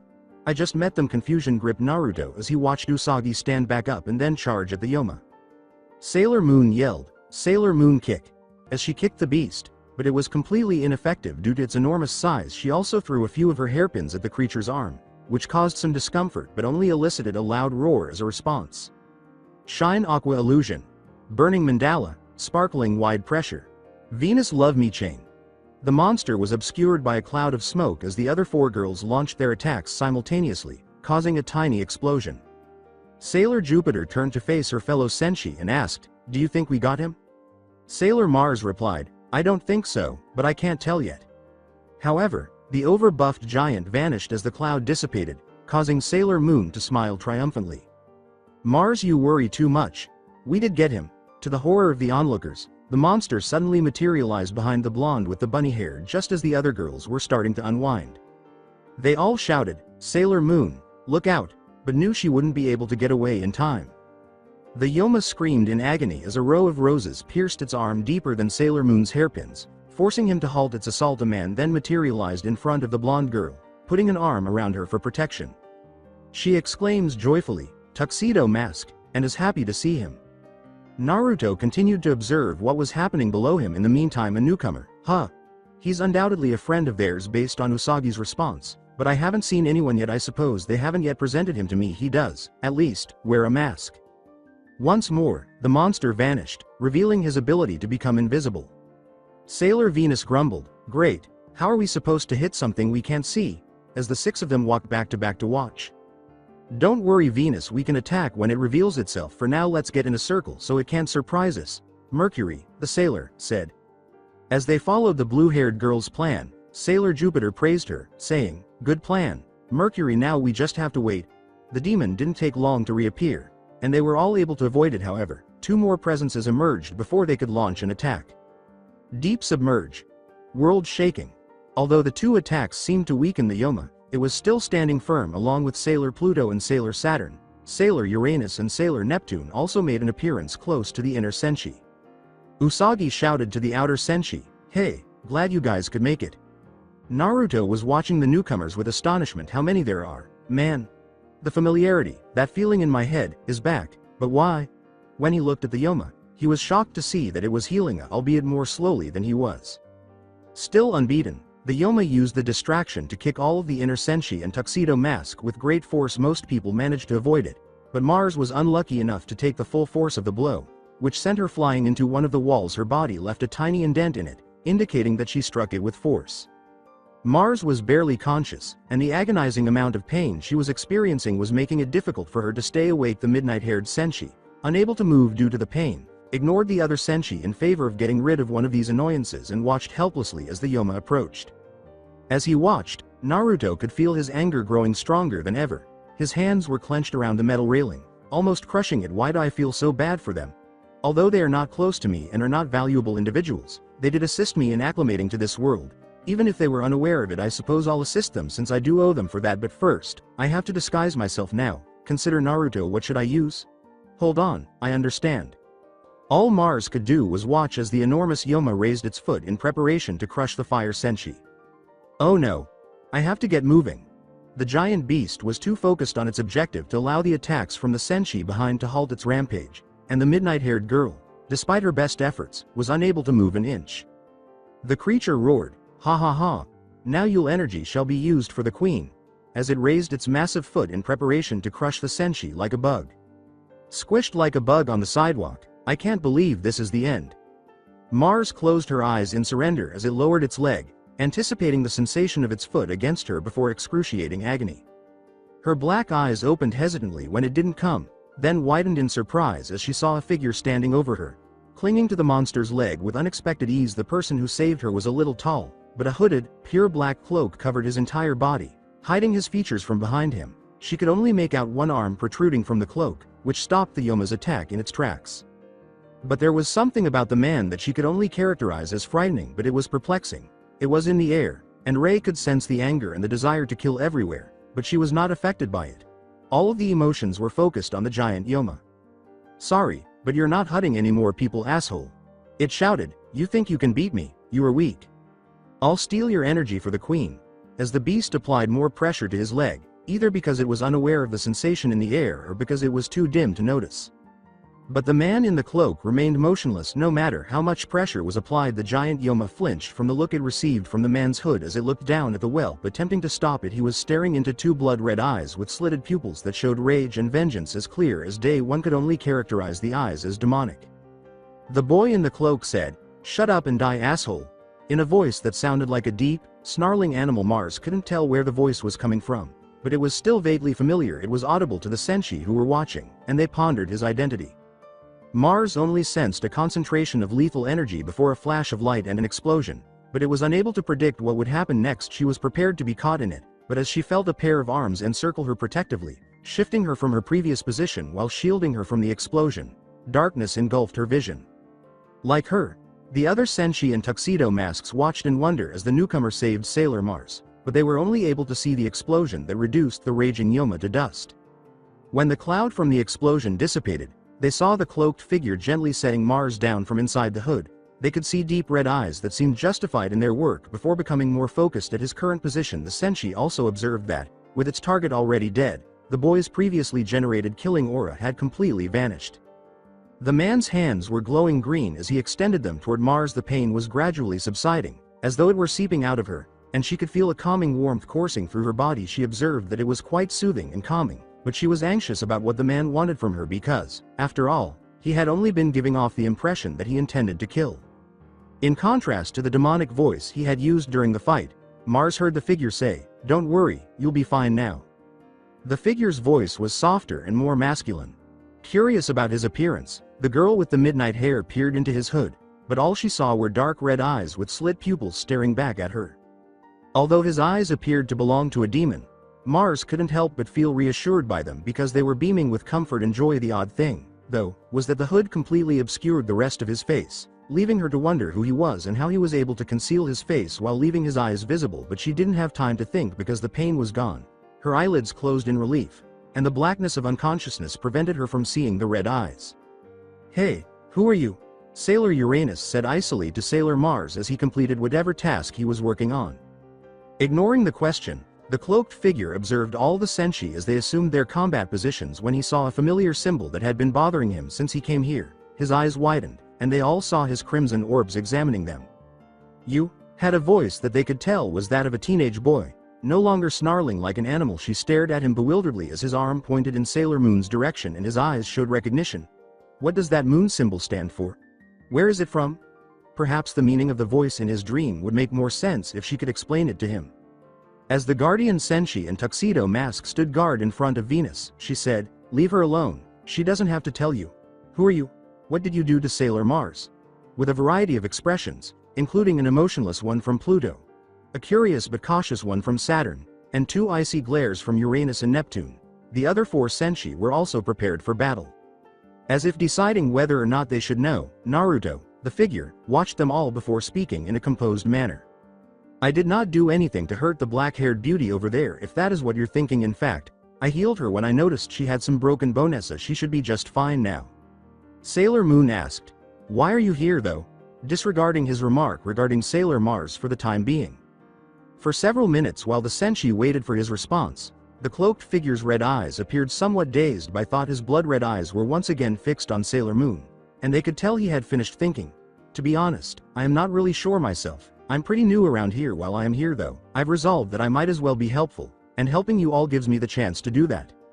Uranus turned to her and asked, "How can we be sure you're not an enemy? You could just be a Yoma trying to gain our trust, then attack us when we least expect it." The teenager in the cloak studied her, then shot back a question that was directed at everyone. "Hey, how come you guys have only one guy on your team? A feminine-looking one as well? You some kind of feminist squad or something?" Uranus snarled at his comment, and they were only able to perspire at the extremely odd question. "I am a damn girl, you idiot." Not entirely convinced, he said, "Really, if you're sure, Then my mistake, however. I suppose you must be used to that kind of thing by now. His smirk was almost palpable through the darkness of his hood. Uranus's angry expression would likely have made all the Senshi laugh if he weren't a potential enemy and the situation wasn't so dire. But anyway, he went on, capturing their interest once more. Then he said, somewhat amused, if I wanted to stab you in the back, as you thinka. The sharp points barely touched their backs, and they all froze. A line of clones of the cloaked man brandishing an odd knife-like weapon caught the Senshi's attention as they turned their heads slightly. As the clones vanished in smoke, he laughed and said, I could have done that plenty of times already. They all looked at him with varying degrees of amazement and mild fear at his ability to defeat them so easily, and all 9 of them released a breath they were unaware they were holding. It was undeniable that he was a mystery. One minute he's joking around, the next he's threatening to kill them. They didn't know how to interpret him. He spoke again, a little more gravely this time. Now, are you finally ready to tell me what that moon symbol is? I'd really like to know. We still don't have to say any. Sailor Moon cut Sailor Venus off, saying, it's from the Silver Millennium. It's the telltale symbol of the Moon Kingdom royal family. Venus chastised the other blonde, saying, Sailor Moon, you don't need to tell him anything other than Tuxedo Mask and Ray. The other Senshi were observing her with curiosity. Moon disagreed and shook her head. Venus gave in because it was unable to respond to the statement, we owe him that much. He did save Mars and he had the perfect chance to kill us and didn't do it. The figure caught the attention of Usagi, her, and the others, but he appeared strange. His hand held his hood, and his red eyes were dazed and unfocused, as if he had a headache. Both Sailor Saturn and the inner Senshi were examining it with interest. Uranus and Neptune were silent, but Pluto was wearing a faint smile. Naruto was so absorbed in his own thoughts that he was unaware of the looks. The Silver Millennium? Moon Kingdom? Why, come on, let's get to know our new pals. It sounded like the voice of a young girl, perhaps no older than 12 or 13. She spoke in a lively, innocent voice that was a bit too loud. They serve only as bodyguards for the Alliance. They're our age anyhow, so it doesn't make much sense. In addition, I can look after myself, especially now that I can finally begin training. A young boy, about the same age as the girls, had that voice, though it was more regal and much more composed than when he was that age. It sounded somewhat like his own. It bounced confidently, but not with the utter haughtiness he was accustomed to. However, consider this. We get to meet people our own age. Dreamily, the girl child's voice concluded. The boy's voice reverberated in Naruto's mind, and he scoffed. Perhaps, but since they are expected to protect us, they are unlikely to like us living away from their homes. Ni-san, please stop being so negative. How come they won't like us? The young boy responded, I just said why they wouldn't like us, and Naruto could hear him sigh. However, I guess they might not be upset about it. That's the attitude, so don't be late, Ni-san. The man's voice joyfully exclaimed, hey, don't abandon me. Before the voices came to an end and vanished into thin air. What the fuck? From where did that originate? He shouted in his head, utterly perplexed by what that could have been. He shook his head in an attempt to clear his mind of the recent conversation. Returning his attention to the 9 individuals in front of him, he chuckled a little as he noticed their perplexed looks. The teen in the cloak concluded, sorry about that. Oh well, thank you for the information, it was quite useful. Before turning to face Sailor Mars, they assumed a fighting stance, but as soon as they saw him gently lifting her in a bridal style, they relaxed once more. Since Sailor Mars was already asleep, it was only natural for him to sigh happily after getting a little closer to the closest source of warmth, which in this case just so happened to be the Enigma's arms. The inner Senshi burst out laughing, and 9 sets of eyebrows shot up in surprise. The words, blackmail material, were easily conveyed by the evil smiles that Usagi and Minako were sporting. As she approached him, Naruto's red eyes were paying close attention to her face. Her pink lips were slightly parted, her long hair hung down, and her cobalt eyes were closed as she gazed peacefully. She's really gorgeous when she's sleeping like that, and it feels natural to hold her like Thesa. Wait, I'm not allowed to think like this. Since I'm a demon, I can't get attached to any of them in that way. No one, especially girls who are already hunting monsters, could love a demon. In order to avoid giving the 9 people the wrong impression, the figure approached them slowly and cautiously. He carefully placed her back on the ground when he was in front of them, then turned to leave, but he was stopped by a hand when he turned around again. He saw that Sailor Mars was still holding his hand while she was unconscious, but tears were forming on the sides of her closed eyelids. His eyes were as wide as they could have been in astonishment if the Sailor Senshis had been able to see his face. Is there really someone crying because I'm leaving? A girl at that? Oh, this sensation, what does it mean to be wanted like this? However, it's likely that she has no idea what she's doing. After all, she's sleeping. How am I going to soothe her now? Jiraiya had taught the blonde Jinchuriki the ins and outs of shinobi matters as well as life lessons, particularly in relation to relationships, during the 3-year training trip. The blonde shinobi in disguise recalled Ero Sennin saying, "My apprentice will not be a hopeless idiot in the realm of romance. It would be a permanent stain on my reputation as the author of the best romance novels in the world." The blonde simply ignored those parts and found it useful on non-Konoha girls. Jiraiya had taught him a number of things, such as flirting and even how to calm a girl who was crying. Of course, they always ended with the Sennin's own perverted fantasies throughout the past year. Jiraiya consistently credited the blonde with attracting more female customers. Naruto returned the pressure with the hand Mars was holding while he knelt next to the girl. He gently stroked her long midnight hair while focusing on her face with his red eyes and slitted pupils. The figure in the cloak leaned closer to her ear and whispered softly. The words appeared to come from his subconscious, but he was grateful nonetheless because they appeared to have the intended effect. "Don't worry, you will see me again, even if you won't know it, but I will be there, so no need to worry." Although none of the Senshi could hear what he was saying to her, they could all see what he was doing, and it appeared to have some impact because she released his hand. They were nevertheless a little uneasy, as if they were encroaching on something. When Sailor Mars finally released his hand, the teenager got to his feet, but he had red eyes that were full of concern for their friend. The blonde Senshi grinned malevolently. Usagi and Minako intended to tease Rei about this non-stop for some time after the girl with the midnight hair woke up. The teen in the cloak got up and started to leave as Sailor Mars appeared to relax.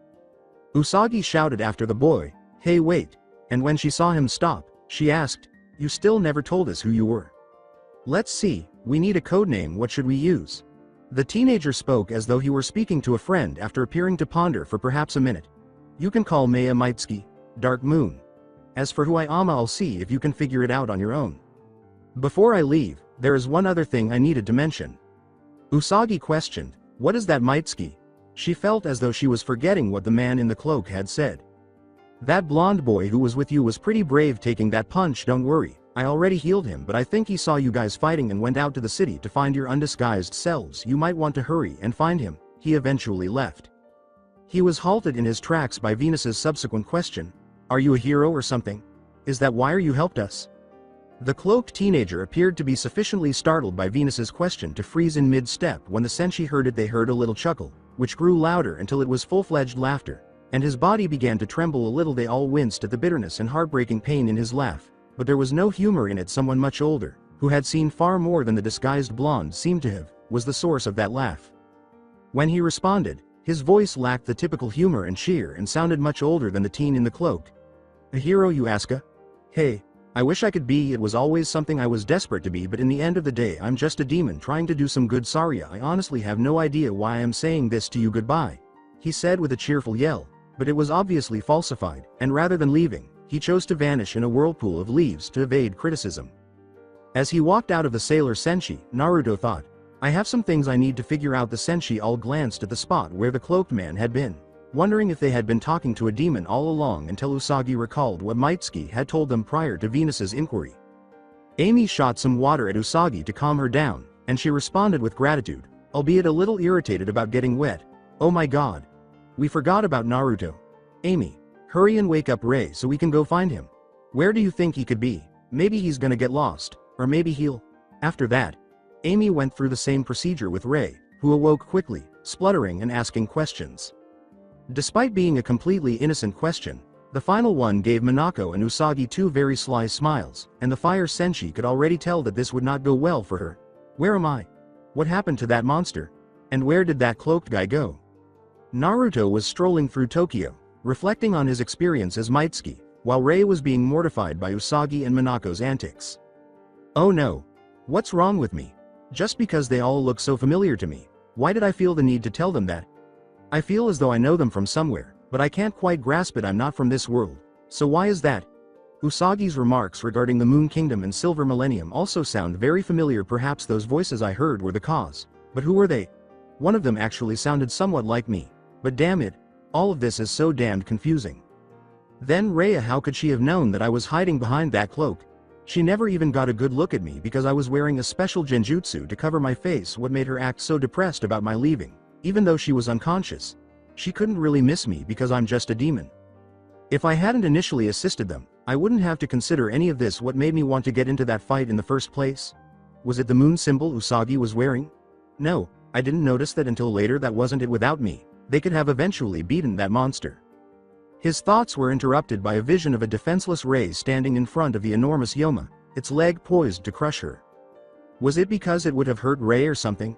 When I might have to return home, and now I'm saying might I shouldn't allow myself to worry so much. I must return home. Must return home, must I? Oh no. Lastly, there is the Kyuubi. He ought to have gotten in touch with me by now to scold me for being so foolish as to trap us in a different dimension. Indeed, the ever-present, bloodthirsty, malevolent presence has vanished. The Kyuubi, what happened to it? To make sure the seal didn't break from dimension hopping or something, I'd better check tonight. The sun had already set when Naruto became conscious of his surroundings again, indicating that his thoughts had been bothering him for a lot longer than he had thought. Whoa, it's already that late? I must have gone farther than I initially believed to get to that mall, otherwise they haven't bothered to find me. He suddenly hears a loud rumbling sound that draws some onlookers' attention. I suppose I ought to grab a bite to eat while I'm at it. I wonder if there's somewhere nearby to eat. Hey Naruto. When the blonde hears his name, she turns around to see Tuxedo Mask and all 5 of the Guardian Senshi, all of whom were in their civilian forms, running in his direction. Oh, hey guys, was his casual reply. Why do you guys look all tired? What have you been doing? As though it were clear, Usagi replied, we've been looking for you. We were worried about you. Puzzled, Naruto questioned, you looked that long, you cared that much? Why would they spend so much time looking for him when the altercation with that Yoma must have occurred hours ago? We were, of course, Usagi said. Yay, you're our newest friend, and we thought that thing had really hurt you, said Amy. Minako concluded, what kind of people would we be if we didn't care about our friends? Naruto turned to face Makoto and Rei, and despite their silence, he could tell by their warm smiles that they completely agreed. They care a lot. He thought he was certain they weren't lying based on the way they had stated it, and he must admit that it made him feel wonderful that they were concerned. It was like meeting all of his friends in Konoha before they found out his secret, and it felt far better than he had anticipated. Perhaps it's not so horrible to make friends here after all. However, I am aware that they are unable to learn about Kyuubi. More than you can ever imagine. Thanks you guys, that really mean a lot to me. Mentally, he finished. The girls caught a glimpse of emotion in his blue eyes, but it was so fleeting that they were unable to identify it. As he was thinking this, he was formally introduced to Mamoru by Usagi and her group, whom he had correctly assumed to be Usagi's boyfriend. But as soon as she said that, a protective instinct took hold of him, and he had to fight the impulse to glare and seriously threaten the college student in front of him. The blonde shinobi thought it was really weird. I swear that I will definitely keep my new friends safe. The thought of a sleeping Rei flashed through my mind and was gone, and it's my ninja way of never breaking my word. 2 figures were seen standing in front of one another in an unidentified place, but it was hard to tell from the darkness that one was a woman and the other was a man in some sort of cloak. The man remarked, it seems that your Yoma did not perform its duties. Those Senshi are still alive. The woman said, it doesn't matter, there are plenty more where he came from, and he was able to gather some energy for my queen. Anyway, I need that moon crystal. I will gain my revenge on Sailor Moon. The man's only visible eye turned crimson red with black tomo as he said, just remember. As he vanished into thin air, he concluded, I brought you and your generals back to life to keep them busy and capture the Targeta. Be sure you remember that. The female cast a disgusted glance in the direction of the male. Given who she was, it was no surprise that she felt uneasy around his red eyes. In any case, that man had given her new life, enabling her to complete the tasks she had previously been unable to do. She would exact revenge by murdering the Senshi, particularly Sailor Moon, and this man would get the child he so desperately desires. She didn't really care and didn't know why he would be interested.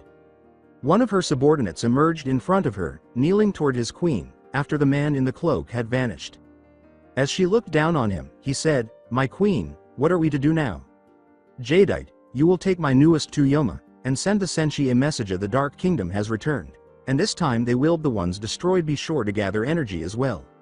The general said, as you wish, my queen, and stood up to go. Since his resuscitation, he had been anticipating his next encounter with the Sailor Senshi Mars. In particular, the mere thought of her ruining his last plan made him tense. He was going to take pleasure in her death. Queen Beryl contemplated plans to destroy the Senshi as she turned to face her throne queen Materia. Don't worry. You will regain your body once I have the moon crystal, and we'll be able to take over the universe and destroy Sailor Moon. Rei had allowed Naruto to return to the shrine room, where he was sitting cross-legged and attempting to enter his mindscape. He had discovered that he could appear in front of the Kyuubi's cage after a short period of meditation. As he cleared his thoughts and concentrated only on his heartbeat, he had ensured that no one would bother him. One thump, one thump, one thump. How long it took for the blonde to sense the pull into his mindscape was a mystery to him. He felt the pull, and as his room's surroundings vanished into the pitch black of his mindscape, he allowed it to pull him to unconsciousness. Drip, drip, drip. Naruto glanced around him, taking in the familiar blue and red pipes running the length of the walls, the murky darkness that was the sewers of his mind, and the ankle-deep water his feet were dipped in. It only took him a few seconds to get a sense of his surroundings before he started walking. It's time to see how the furball is doing. The familiar large cage with the paper lock bearing the kanji for seal swiftly came into view, but Naruto was aware that something was amiss. Although the power was present, it was more restrained, and there was no sense of bloodlust or malice in the air. Wondering what was happening, Naruto yelled, "Hey Kyuubi! Are you in there?" into the cage. Naruto assumed the worst after a few seconds passed without a response, but then a voice could be heard. Naruto looked closer at the cage's darkness before a figure started to move into the light, saying, "Ah, it appears my jailer has made itself apparent once again." Naruto was perplexed by the figure since it wasn't a red fox with 9 tails that was 5 stories tall. Instead, there was a man in front of the blonde jailer who was most likely in his 20s. The older man had blood-red hair that was slicked back into a ponytail that reached the back of his neck, with a spike up front. His skin was nicely tanned, which was odd considering that he had been without sunlight for 16 years. His face could be described as handsome. Naruto surmised that the man also had arm greaves underneath the sleeves of his open blood-red haori, which revealed that he was wearing black armor underneath. A black hakama with flames licking up the bottom cuffs halfway to his knees was worn by the red-headed man. An obi in a golden hue held the hakama and haori in place. The peculiar aspect of it was that it split into 9 pieces, resembling tails. As it proceeded from its knot to the person's back right at last, the man was wearing a pair of zori gloves that were fingerless and had a metal plate on the back. Aside from the fact that he had 2 red eyes with slits staring at him, which were different, and slightly pointed ears, Naruto wouldn't assume that this person was the Kyuubi. Instead of harboring rage, hatred, or madness, they appeared to be looking at him with a hint of joy. With this statement, Naruto made a point right away. "Kyuubi, you seem different, and not just the fact you're looking like a human." The man gave Naruto a questioning glance. "I'm surprised you aren't asking why I look like a human or something." The blonde replied, shrugging, "Well, you're the one who disappears without a trace for decades. Seeing you like this just tells me how you aren't found whenever you're not just hidden in some cave somewhere. Glad to see you're not as big of a baka as before, Kit." Naruto turns serious and gives the Kyuubi an odd look, ignoring the barb for the time being at least. "Okay, shouldn't you be yelling about how stupid I am for getting us stuck in another dimension and how you'd like to destroy me and get free to destroy Konoha or something?" The red-headed man sighed as he started to explain, knowing this was the direction the conversation would go. "Well, Kit, that's because while the Kyuubi you know was me, it wasn't at the same time." The blonde's astute response, "You caused the demon to sigh once more. "Kit, your human preconceptions of demons are us being mindless bloodthirsty monsters that kill and destroy without remorse. But we are a lot more peaceful than you give us credit for. We only do those attacks when provoked. Why do you think I only appear as often as I do?" The redhead responded, receiving a look of comprehension from the protagonist of Naruto. "Okay, but then why did you attack Konoha? I doubt we did anything for you to attack us." Kyuubi's eyes flashed dangerously as he growled, "It was all that damn Akatsuki's fault, them and their stupid seals." Naruto gave the 9-tailed fox an odd look. "The Akatsuki, what the hell do they have to do with it?" Kyuubi asked, getting another nod from the blonde. "You know they're gathering the Biju for whatever the fuck they plan on doing for world domination, right? Well, those assholes thought that they could seal me in something while they waited to gather the other Biju, make it easier on themselves. I was just sleeping in a cave on the edge of Fire Country when I felt some strange pull on my powers. Waking up, I saw 9 people around me wearing the same cloaks that those Akatsuki guys wear, doing some sealing ritual on me. I was able to recognize what they were trying to do because it was happening to plenty of the other Biju like the Nibi and Ichibi, and I was not going to have those fuckers do the same to me. I had plenty of pride in my abilities, and to me getting beaten by those bastards was unacceptable. In my anger messed up the sealing process, hoping to kill at least some if not all of them, but that was my biggest mistake. Tell me, Kid, you know what happens when you disturb Fuinjutsu, don't you?" Jiraiya had taught Naruto some seals, particularly storage seals, which he used to keep his new cloak for Mitsky's disguise on his body. Naruto replied in the affirmative. The old pervert made it abundantly evident that the concentration, focus, and perfection required to perform fuinjutsu correctly made it extremely dangerous and difficult to master. Jiraiya clarified that fuinjutsu had unpredictable and frequently fatal effects. When they were disrupted, the consequences could be more disastrous the more intricate the sealing that needed to be done. Well, disturbing that sealing made my power act chaotically and out of my control, and then one of those fuckers thought it would be a good idea to hit me with a genjutsu while I was trying to rein my power under my control. Probably so those cowards could escape or something. The mental strain from both the genjutsu and trying to regain control basically broke my mind, leaving just my primal instincts in control of my power. You wanted to take a guess at what I was feeling at that point?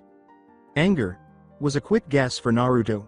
You got it, and with all my power multiplying, it was more like unbridled, uncontrollable rage that was ready to destroy anything in its path. So I chased those Akatsuki guys, which led me towards Konoha, and you know the rest. It's taking me 16 years apparently for me to basically reboot my mind and regain control of my power. Naruto gave Kyuubi a disbelieving glance. And I'm just supposed to believe you?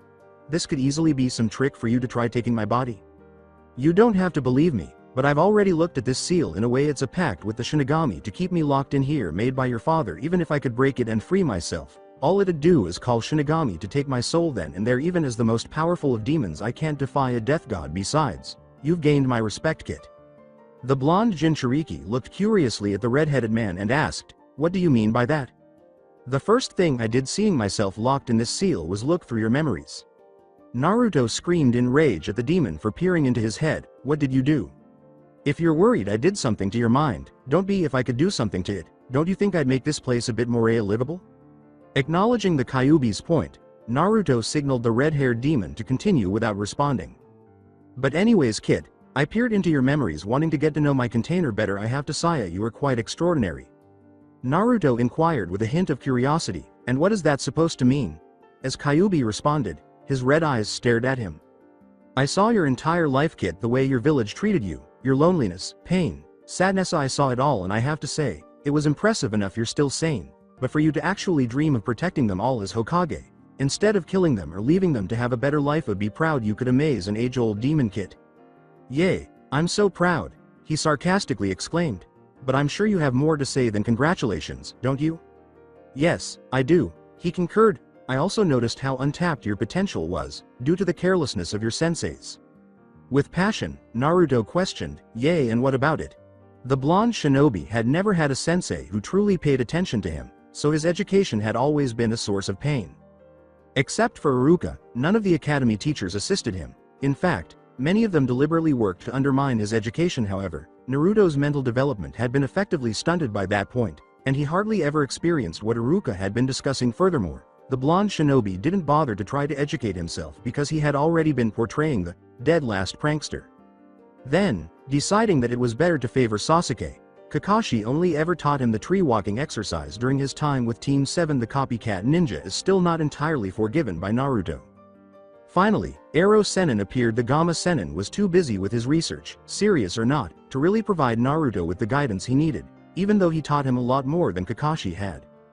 The majority of what he learned was about controlling Kyuubi's chakra control in general, and slightly enhancing his taijutsu abilities. Apart from that, Jiraiya had given him some basic seals and relationship advice that she believed were essential so the blonde wouldn't embarrass him, as though Naruto would ever find love in Konoha.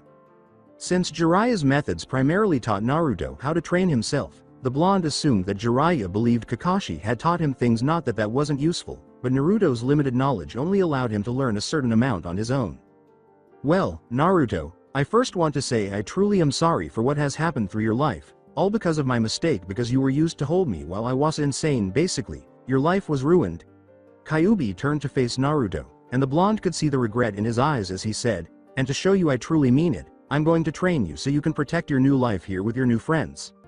Naruto examined the demon intently, assessing him for any signs of dishonesty in his posture or eyes. The blonde said, somewhat nervously, I don't trust you, Kyuubi, but I really do need to grow stronger, so I'll accept this training of yours for now, but I'll know if you're trying to trick me, and besides, I'm not staying in this world, only until I can find a way back home. The Kyuubi teasingly said, of course you were, Kit, grinning briefly before returning to his serious expression. Either way, you're going to need my training if you're going to protect your new friends against the Akatsuki. Naruto answered, bewildered and a little alarmed. Why would I need to worry about them hurting the girls? They can't travel dimensions. Kyuubi responded with seriousness. Kid, It was the Sharingan that sent you into this dimension even though you think Kakashi's is unique. In reality it's called the Sunpo Kujaku, and any version of the Mangekyo is capable of using it. The copy Nins is just unique because that was the first power to reveal itself, instead of the pair Amaterasu and Tsukiyomi. So you're saying, yes Kit, I'm sure Itachi will find out that power soon enough. He is definitely a Uchiha prodigy. Once they realize you're not dead, the Akatsuki will use Itachi's Mangekyo to find this dimension, and when that does happen you'll have to be prepared. Luckily, it'll take plenty of time for him to become skilled enough with it that he can actually direct it. Once more, Naruto asked in confusion, direct it, what are you talking about? Kyuubi sighed as he considered the point of his explanation. Basically, once a person becomes experienced enough in using it, or taught how to by someone else who is, that person would be able to think about what dimension he wants to go in. For example, if Itachi was experienced enough in using the Sunpo Kujaku, he could think where the Naruto Uzumaki I'm hunting is located, and find this dimension. It'd probably take a couple of tries, but he would find this place. Luckily, only one person besides Itachi and Kakashi achieved the Mangekyo, and he's dead. Naruto's question began with, Kyuubi, how do you know so much about the Sharingan? Because Kit. Kyuubi sighed once more, you're looking at its creator. You created the Sharingan? Exclaimed Naruto, his jaw slack and eyes wide. However, Naruto appeared to realize something after a few seconds because he began to laugh, which progressed to full-fledged laughter as the blonde rolled on the damp sewer floor. What is so funny, Gaki? Exclaimed the Kyuubi, irritated by the blonde's response, judging by his twitching eye. It's just that everyone in Konoha prized the Sharingan like it was a gift from Kami-sama, but in reality, was a power from something that nearly destroyed them. It's so fucking ironic. Naruto was able to escape between giggles. The man with the red hair snarled, keep laughing, Kid, and I'll guarantee that your training is hell. In a split second, Naruto got up from the ground after taking the hint and ceasing to laugh. Anyways, we will start your training tomorrow. The demon smirked at Naruto's confused question, wait Kyuubi, how are you gonna instruct me from this seal? As the mindscape faded into blackness, he concluded with a maniacal grin that Naruto knew meant plenty of pain. Being in my right state of mind again, Kid, I will be able to speak with you, possibly even implant images for techniques I'll teach you, but we'll have to see. When Naruto's blue eyes opened, he saw that he was sleeping on the same bed that he had used the night before, but that the sun had already risen when he looked out the window. But before he could act, he heard someone knock on the door and then say, hey Naruto, are you up yet? Breakfast is ready and we need to start sweeping the shrine grounds. The blonde replied, I'll be right there, recognizing it as Rei's, and after hearing her footsteps disappear, she attempted to speak with the fox. Hello. Kyuubi, are you there? The blonde heard something from his mind after just a few seconds. I'm right here, Kid, good thing this works. It'll be much easier than you having to come here whenever I needed to say something. All right, but how will I begin my training? Before he could think of a response, Naruto sensed the fox in a contemplative pose. Here, I'm going to see if I can send you mental images. This will be a seal ray I want you to paint on your body. When you get a chance, tell me if you see it. After what seemed like a minute of waiting, the blonde received nothing. I don't think it's going to. Kyuubi, he halted abruptly, displaying pictures of himself covered in what appeared to be hundreds of seals. Kyuubi asked smugly, you were saying, Kit? Naruto saw another picture of himself in his human form, grinning at him. Yes, indeed, don't become overconfident, fuzzball. Later, Kyuubi thought to himself, grinning mischievously at his plans for Torgy's training, he'll be paying for that. For now, Kit, go hang out with your mate for whatever you're doing. As he headed to the shower, Naruto said matter-of-factly, not my mate. When Naruto looked at the robes on his bed after taking a shower, he noticed that they were the same blue hakama and white haori that he had seen Rei's grandfather wearing. After getting dressed, he rushed to breakfast, where he discovered Rei had already started eating. Naruto displayed the shrine outfit on his bed and said, hey Rei, do I have to wear this? The dark-haired girl simply replied, only while we're cleaning, and I have to wear one too anyways, so don't complain. Naruto turned to face Rei and saw that she was wearing the same item as him, with the only distinction being that his was blue and hers was red. Rei wasn't sure if Naruto even realized he had said it, but it didn't stop her face from looking like a tomato. Naruto simply responded, yay. But at least yours makes you look attractive. Naruto looks very attractive in that weight, so I'm not sure what he's talking about. How on earth am I thinking this? The only reason I'm thinking that is because he gave me a compliment. Furthermore, he probably just flirts with any attractive girl if he compliments so readily. The blonde had to suppress a chuckle when she noticed the girl with the midnight hair looking down at her plate. Man, it's perfect that she doesn't hit me like I'm some pervert and that she's easy to tease for someone who doesn't want romance. Well, we need to get started on that sweeping, don't we, Rei? Hoo-ha. Oh, right, I'll show you where the brooms are. As a result, Naruto and Rei spent the remainder of that morning cleaning the shrine, which Naruto used as an opportunity to talk to the girl with the dark hair. He learned that Rei attended top private girls' school and that her grandfather earned money by selling charms here. He simply followed the rules even though he had no idea what a Catholic school was. Once they were done, Naruto quickly bid Rei farewell and gave her a compliment to make her blush once more before leaving for the forest. Before the Kyuubi contacted him, he discovered a pleasant, isolated place. Okay kid, this should be good enough. Now make a cage bunchen to draw the seals on you just how I showed you. Since the seals had to be drawn everywhere, Naruto did as Kyuubi instructed and created a cage bunchen while he was still wearing his birthday suit. Why must I have seals all over my body, Kyuubi? You should be able to figure that out after you see what those seals do. Now hurry up. Alright, Sheesh the fox spoke again shortly after the seal drawing was completed, which may have taken an hour.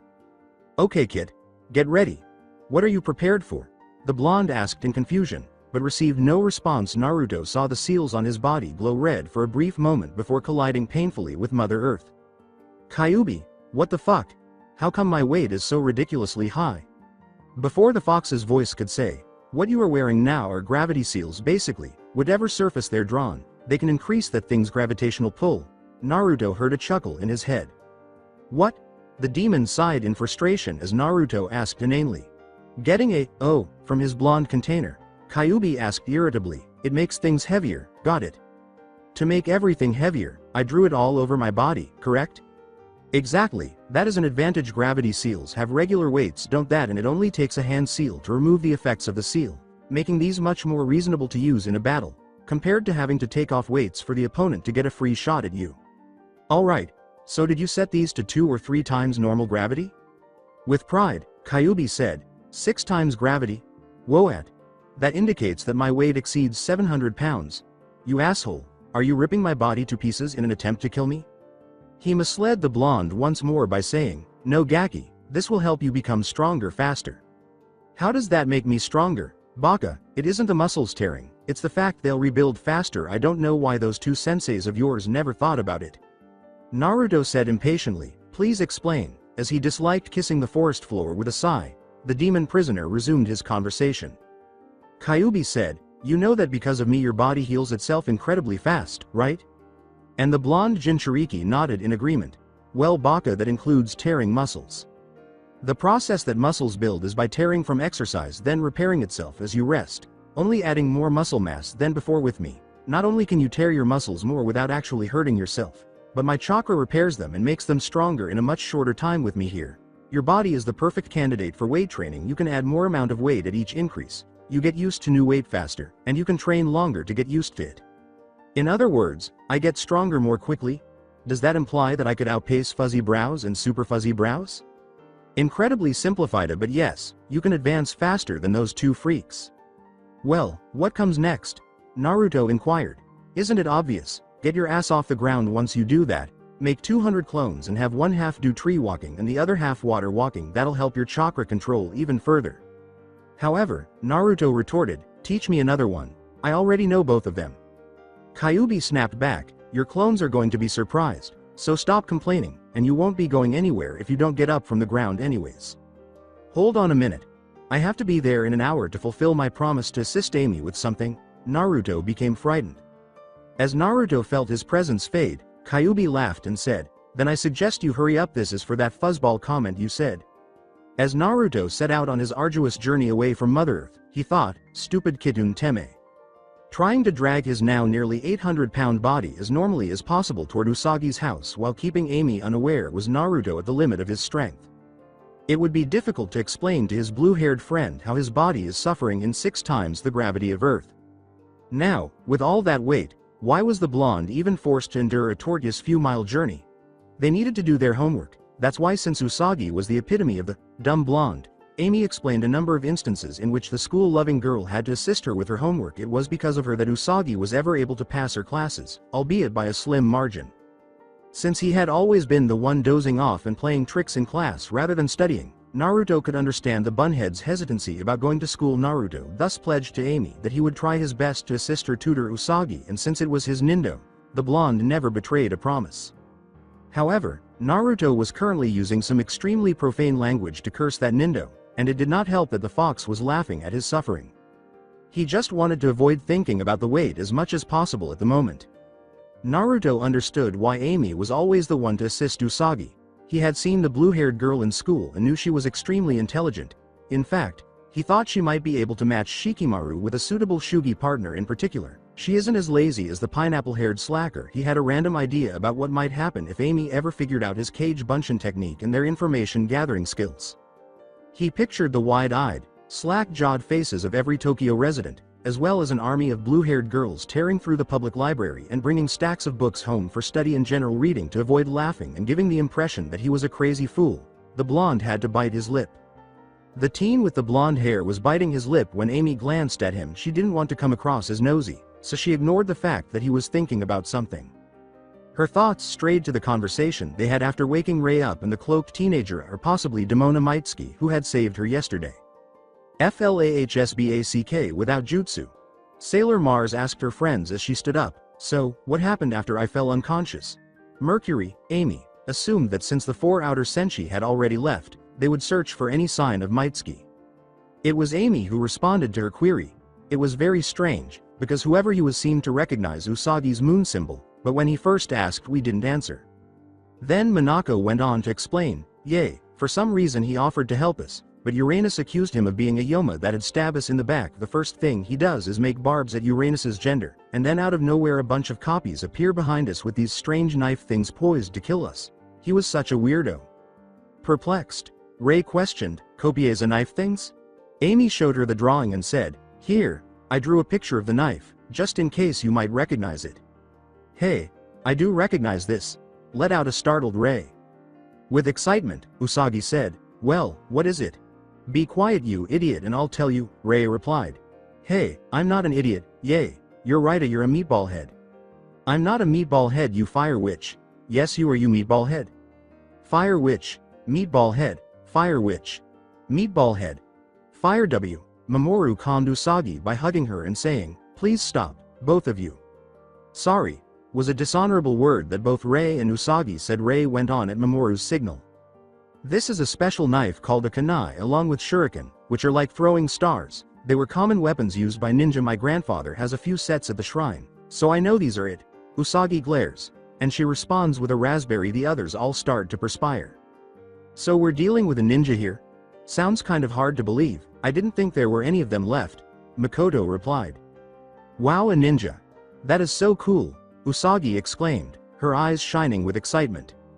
"So our little Rei has a crush on a ninja, does she?" Minako teased. Rei gave the blonde a questioning glare at that point.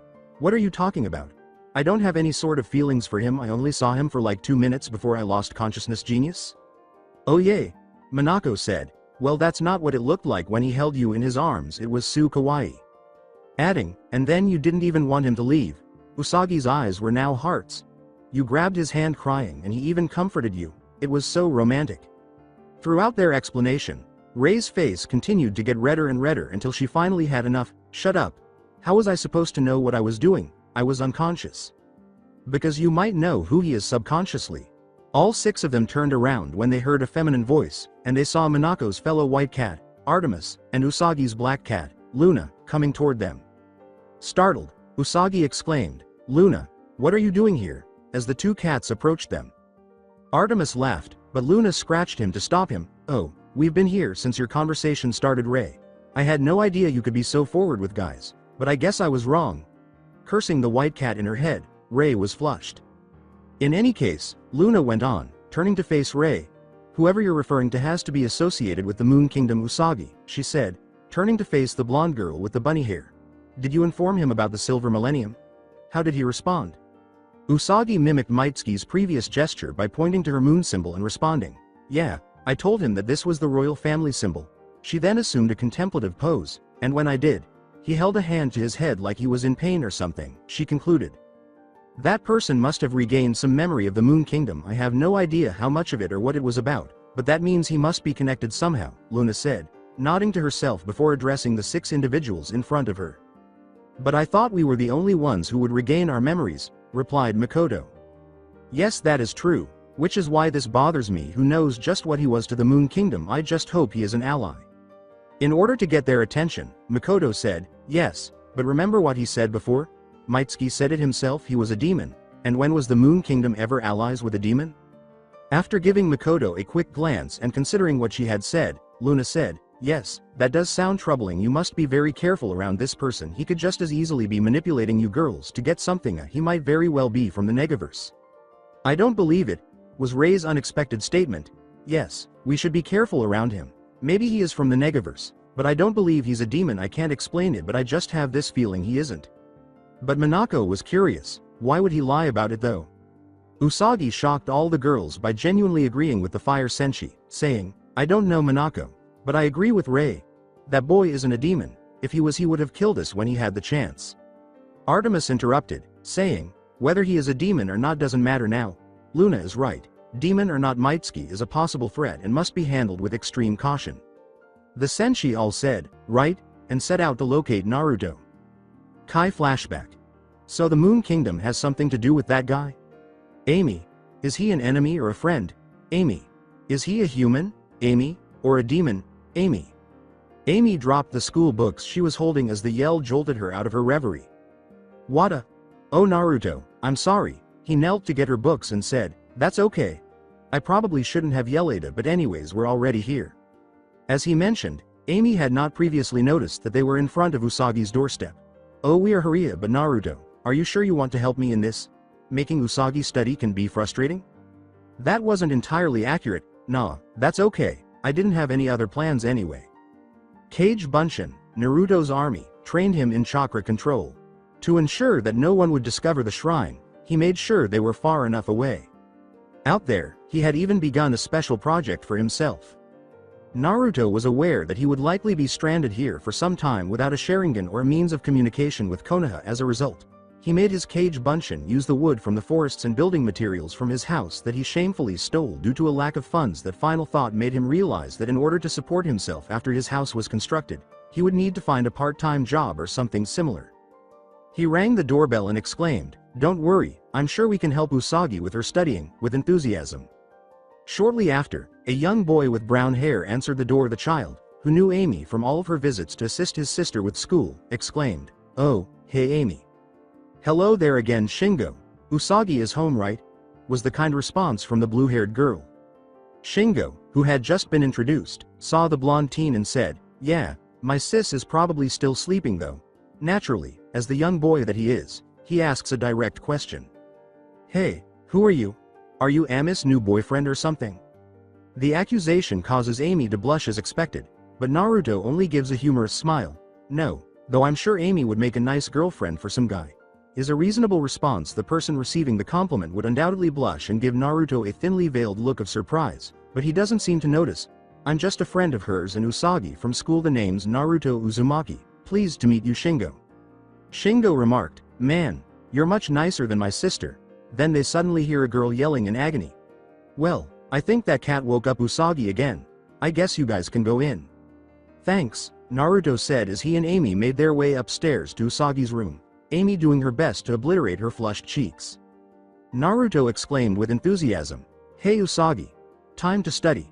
But Amy could tell that his motivation was more for Usagi's gain than genuine excitement. Curious to see what it was, they opened the door after hearing a lot of complaining and arguing in response. Luna was staring at the two in frustration as they witnessed Usagi arguing with a young girl, perhaps 10 or 11 years old, who had pink hair and red eyes. The two most recent observers gazed at the scene, blinking a few times in interest. Naruto attracted the two young girls and the cat's attention by asking, are we imposing? Usagi gave the newcomers a joyful smile after blinking once. Hey you guys. Naruto had no idea who the pink-haired girl was, but Amy already knew. Hey, who is that with you Usagi? Odd, I would assume she was related to Sakura if they weren't from different worlds. Hello. My name is Chibiusa. What's yours? The young girl exclaimed with joy. The blonde ruffled her hair and said, my name is Naruto. Nice to meet you Chibiusa. She could hear Usagi mutter something about a lee-eyed devil, but she also said, well, aren't you an adorable little thing? With a cute pout on her face, she complained, hey, I'm not little, I'm growing up just fine. Usagi groaned in retaliation when Amy said, All things aside, it's time for Usagi to study for school. Naruto clapped. Don't worry Usagi, I'm here to help too. Chibiusa gave a cute little sneer. It'll take a miracle to get Usagi to do her homework.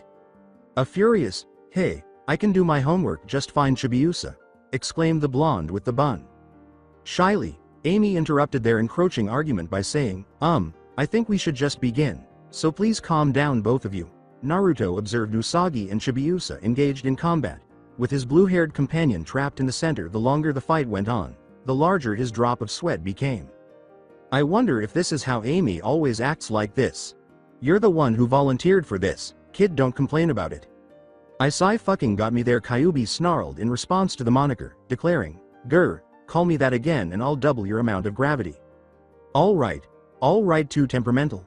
After seeing their male companion tumble like a boulder in water onto Usagi's bedroom floor, the girls stopped arguing. Usagi and Chibiusa's argument, they were certain they could even make out floor cracks. Naruto, are you okay? Was the question posed by Amy. His assurance that, don't worry, was muffled by the fact that his face was kissing Usagi's room's floor. I just tripped on something. Need any help? Usagi asked, and he gave a hushed, no, in response. Demon sadist, damn you for this. I really must figure out how to harm him. Kyuubi only laughed and gave him no response. After several hours, they finally started studying, with Amy attempting to instruct Usagi and Naruto offering encouragement, which was somewhat beneficial when things became too complicated. He could also simplify them. Though Amy was frequently left with two blondes who were looking dumbfounded, it was really annoying to Amy at the time because she thought they looked really related, but when Luna walked beside Usagi, she broke up the session. The cat whispered to the blonde, Usagi, you need to go after them now. I can feel Yoma's out there. Naruto heard it, but he acted as if he didn't hear it, but Usagi pretended to be interested when he gasped in shock at the news. Usagi, is there something wrong? She started talking nervously. Remembering Naruto in the room, Usagi turned to face Amy and said, It's no nothing. Naruto, I just remembered that I needed to do something with Amy here. Isn't that right, Amy? She responded with a nod, understanding what the blonde with the bun was actually discussing. As the three stood up, Chibiusa added, I'll come along too. Oh, well, do you need my help? Amy perspired inwardly at Usagi's interruption. Sorry, it's something for girls only. After blinking once, Naruto put a comforting smile on his face. That's okay. I guess I'll see you later then. Usagi shouted, thanks Naruto, bye, as she, Amy, and Chibiusa hurried out the door. By that time, his reassuring smile had turned into a smirk of amusement. Note to self. Sailor Senshi's justifications are terrible, at least Usagi does. In any case, it appears that Mitsky will make another appearance.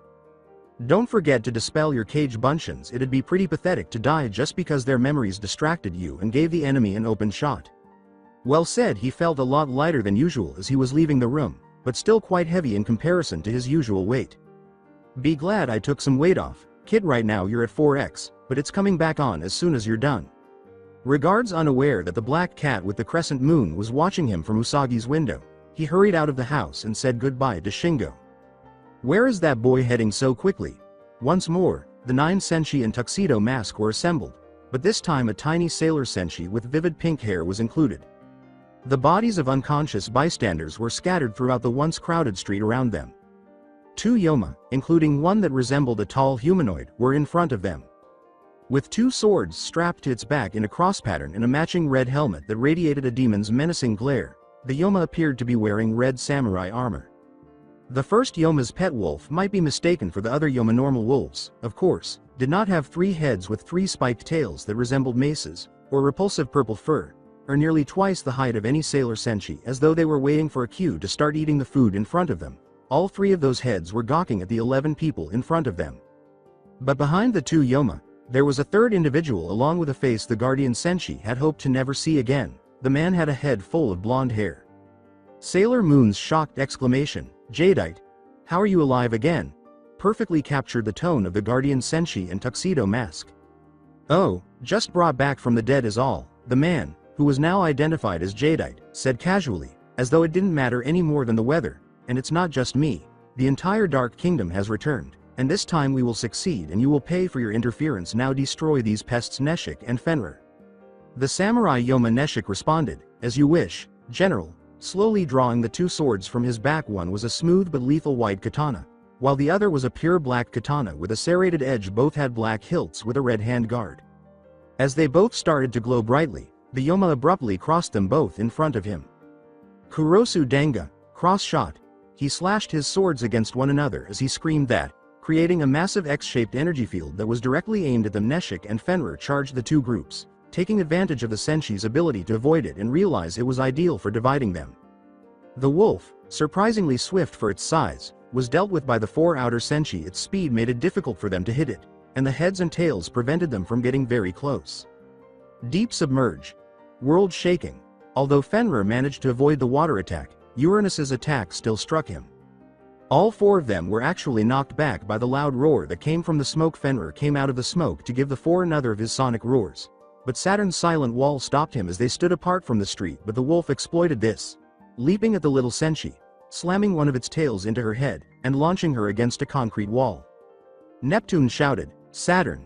and rushed to the fallen Senshi, but the big wolf sprinted in her direction and seized her arm with one of its strong jaws, immobilizing her. The Yoma tried to replicate its action against Saturn with its prey directly in front of it. Dead scream.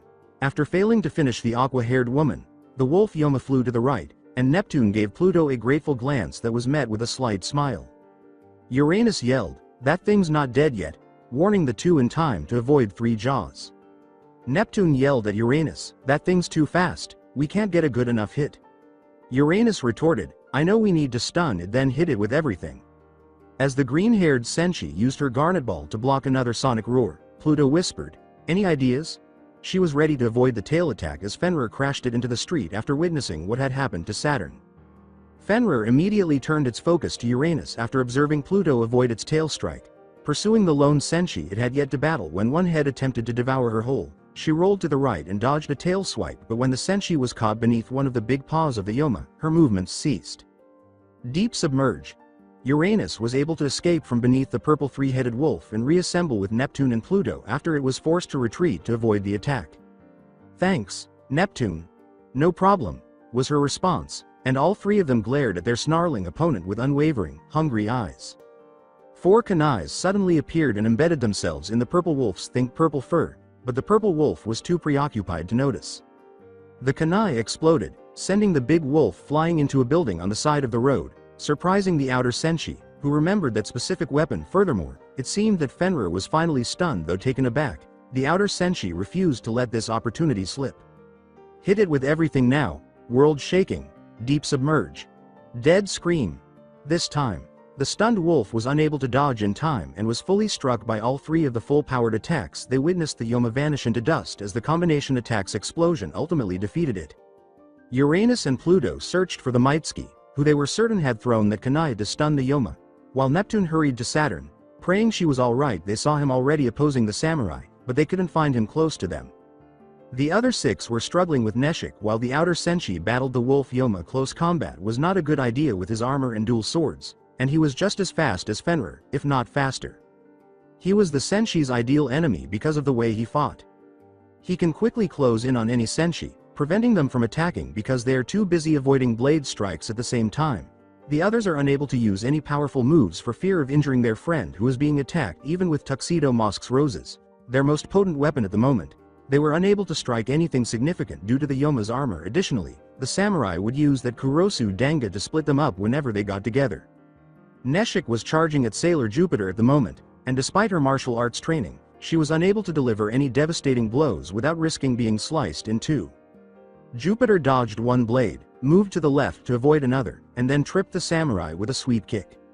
She jumped back, but Neshik was ready, attempting to cut her in two with an uppercut slash. As he fell, the samurai leapt up to charge at Sailor Mercury after swiftly rolling on the ground to dodge Tuxedo Mask's roses. The blue-haired girl, who was not nearly as skilled as Jupiter in close combat, managed to avoid his dual slash but was left vulnerable to a devastating kick to the stomach, which sent her flying into a light post and knocking her out. Jupiter screamed, "Mercury, you'll pay for that," sparkling wide pressure. As it struck him squarely, the brown-haired girl grinned triumphantly, but she was caught off guard when he suddenly stood up and moved in close. He struck her in the head with the hilt of his sword, putting her in Mercury's shoes. But before he could kill her, he was struck by an odd little pink attack that looked like hearts. Because of his armor, he could hardly feel it at all, but since she was so frail, He chose to put an end to the irritation. Now he raised his swords to charge after turning around and realizing that the attacker was a young girl with pink hair. Chibiusa wanted to help, but she knew her attack would not accomplish much.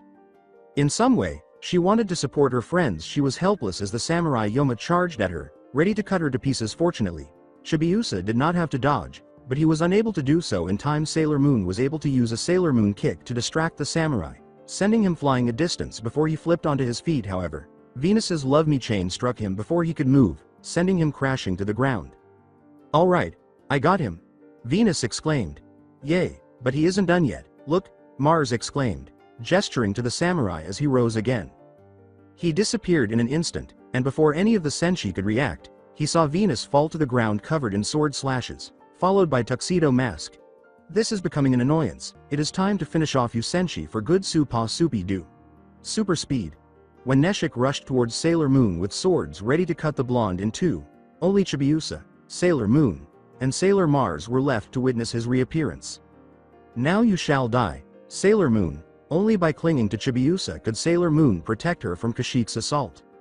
Mars shouted, "Sailor Moon," and threw herself into separating her friend from the samurai Yoma. She just managed to push Sailor Moon aside in time, expecting to feel the agony of steel slicing through her body. Mars closed her eyes. The sound of steel on steel caught the black-haired Senshi off guard, and when she opened her eyes, she was met with an unexpected sight. The girl with the black hair saw a figure in a deep black cloak standing in front of her, holding a simple-looking katana that was successfully obstructing Nishik's two swords, but that cloak was worn by only one person she knew. "Mitsky?" inquired Mars. "Don't look surprised," he said, turning to look at her. "I wish I could thank Ero Sennin for teaching me how to seal it in my body, and Kakashi-sensei for those kenjutsu lessons. I told you that I'd be here to protect you and your friends, and I never go back on my word. I can take care of this guy." Remembering what Usagi and Minako had said at that time, Mars' face flushed, but she still turned to face him, her cobalt eyes gleaming with appreciation. She was convinced he would succeed because of the conviction in his voice. The simple, "thanks," crossed her lips, and he heard her voice. He had to shake his head visibly to get his attention back to the samurai Yoma attempting to kill him because of the impact of what she had said. His cheeks were a healthy shade of red, but she couldn't see it. "No problem, but you might want to tend to your friends while I deal with this guy here," replied Mitsky as she assisted Usagi and Chibiusa in getting up so they could assist their friends. Mars nodded to the cloaked boy while maintaining her steely expression. Mitsky, also known as Naruto, returned his focus to the samurai Yoma. "It was strange. I've been thanked before, but it never had this impact. Why does she have such an impact on me?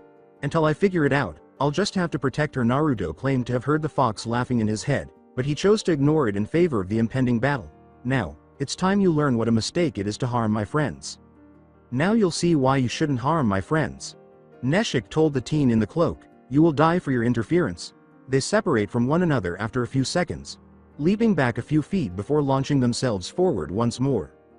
The Senshi who were still conscious found it difficult to keep up with them as they ran circles around each other, trading blows and cuts. Mitsky's blows were deflected by Nishik's armor, but the teen in the cloak was unquestionably quicker, landing all of his blows before avoiding the Yomas.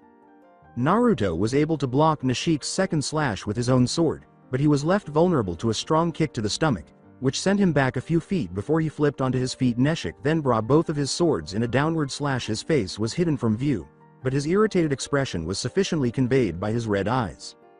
Neshik responded, raising his swords once more, "If you want to win, it will take more than that." The onlookers gave Naruto a questioning look as he said, Yeah, you're right, but then again, I do have some tricks up my sleeve."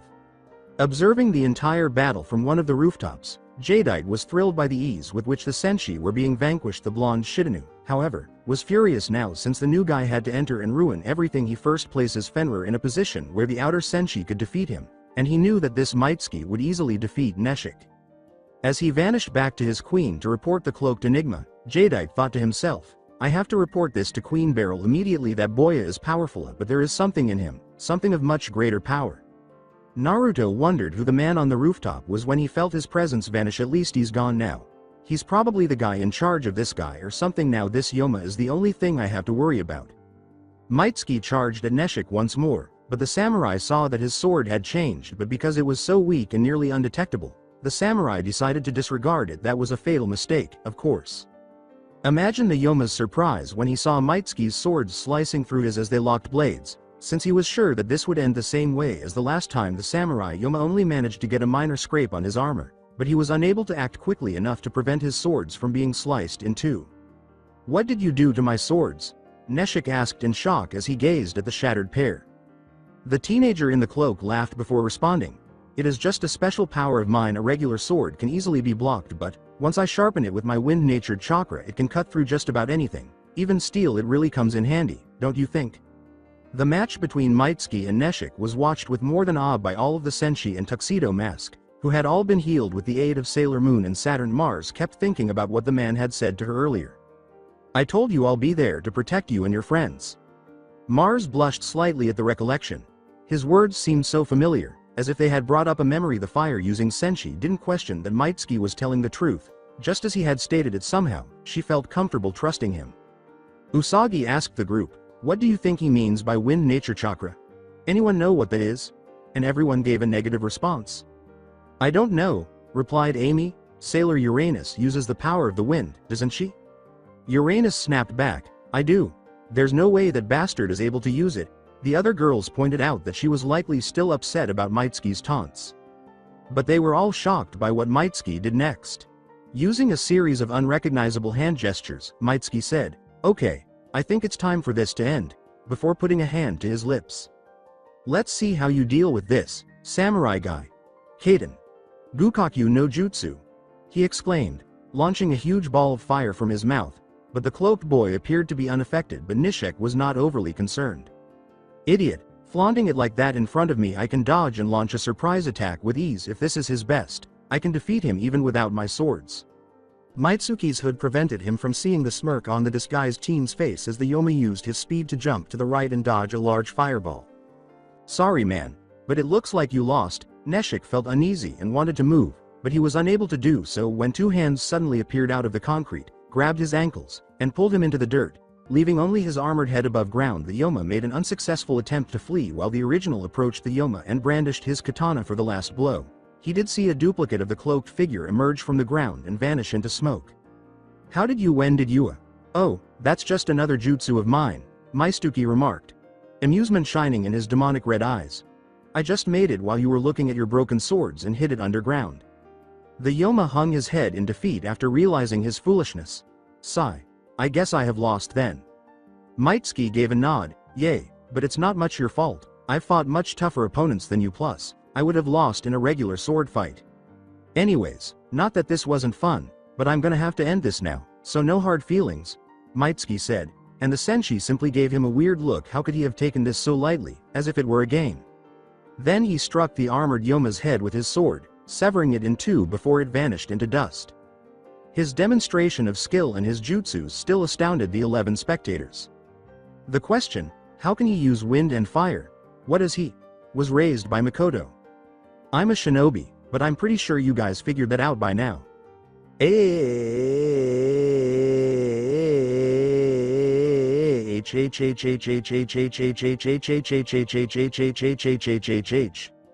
They all jumped back in terror when the man behind them suddenly appeared and began rolling around on the ground while laughing uncontrollably. They saw a copy of him vanish in a cloud of smoke when they looked at his original location. "Ha ha ha ha. You all, ha ha ha, should have seen, ha ha ha ha, your faces, ha ha ha ha ha ha. That was just way too good to pass up." Mars shouted at the cloaked figure, "What the hell are you doing scaring us like that?" While everyone else glared at him trying to control his laughter, he stood up. "Sorry about that, but it was too good to pass up. You all looked totally freaked out." Mercury asked shyly, Excuse me Mitsky." And he turned his hidden face to her in response. How did you use those attacks of yours?" The hooded figure replied simply, That, I was trained as a shinobi to be able to do it." The blue-haired girl said, "No." When Venus asked, "I've never heard of ninjas being able to use the elements. Can they do that, Mercury?" "Well," he said jokingly, "I guess I'm unique that way, however, on the inside." What on earth are they trying to say? How could a shinobi be incapable of using jutsu? What about the freaky spandex duo? Got me there, he thought, shivering unconsciously as he thought of Lee and Guy striking their trademark good guy pose. Uranus was growing increasingly irritated with this man's irresponsibility and playfulness, conversing with the enemy as if they were old friends. She lifted him off the ground by the collar to show it. "What is with you? acting like this is some kind of game. Sailor Uranus put him down, not in the least intimidated by Uranus's glare. Mitsky reassured her, "Don't worry about it, Sailor Neptune." With an abrupt increase in seriousness, he said, "You want to know why I act the way I act, do you, Uranus?" He simply took her silence as permission to go on.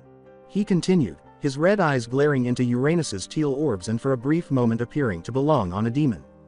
"I can assure you, I take these fights as seriously as I need to. The fact that it seems like I'm playing means just that.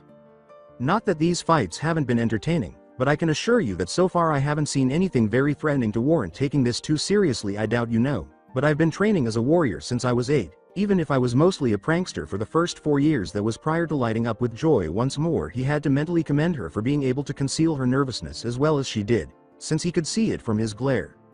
With a cheerful demeanor as though nothing had just happened, Mitsky said to Uranus, "Anyway, if you would be so kind to let go of me, I'd appreciate that." She obeyed quite readily. "Well, if that's all that needed to be said, I suppose it's time I take my leave." He turned to go when he heard someone say, "Wait." He turned to face them and saw Mars emerge from the group. Although she appeared calm, he could tell she was a little anxious, if not ashamed, about what she was going to say. "I just wanted to say thanks for a saving USA since it's not like you had to."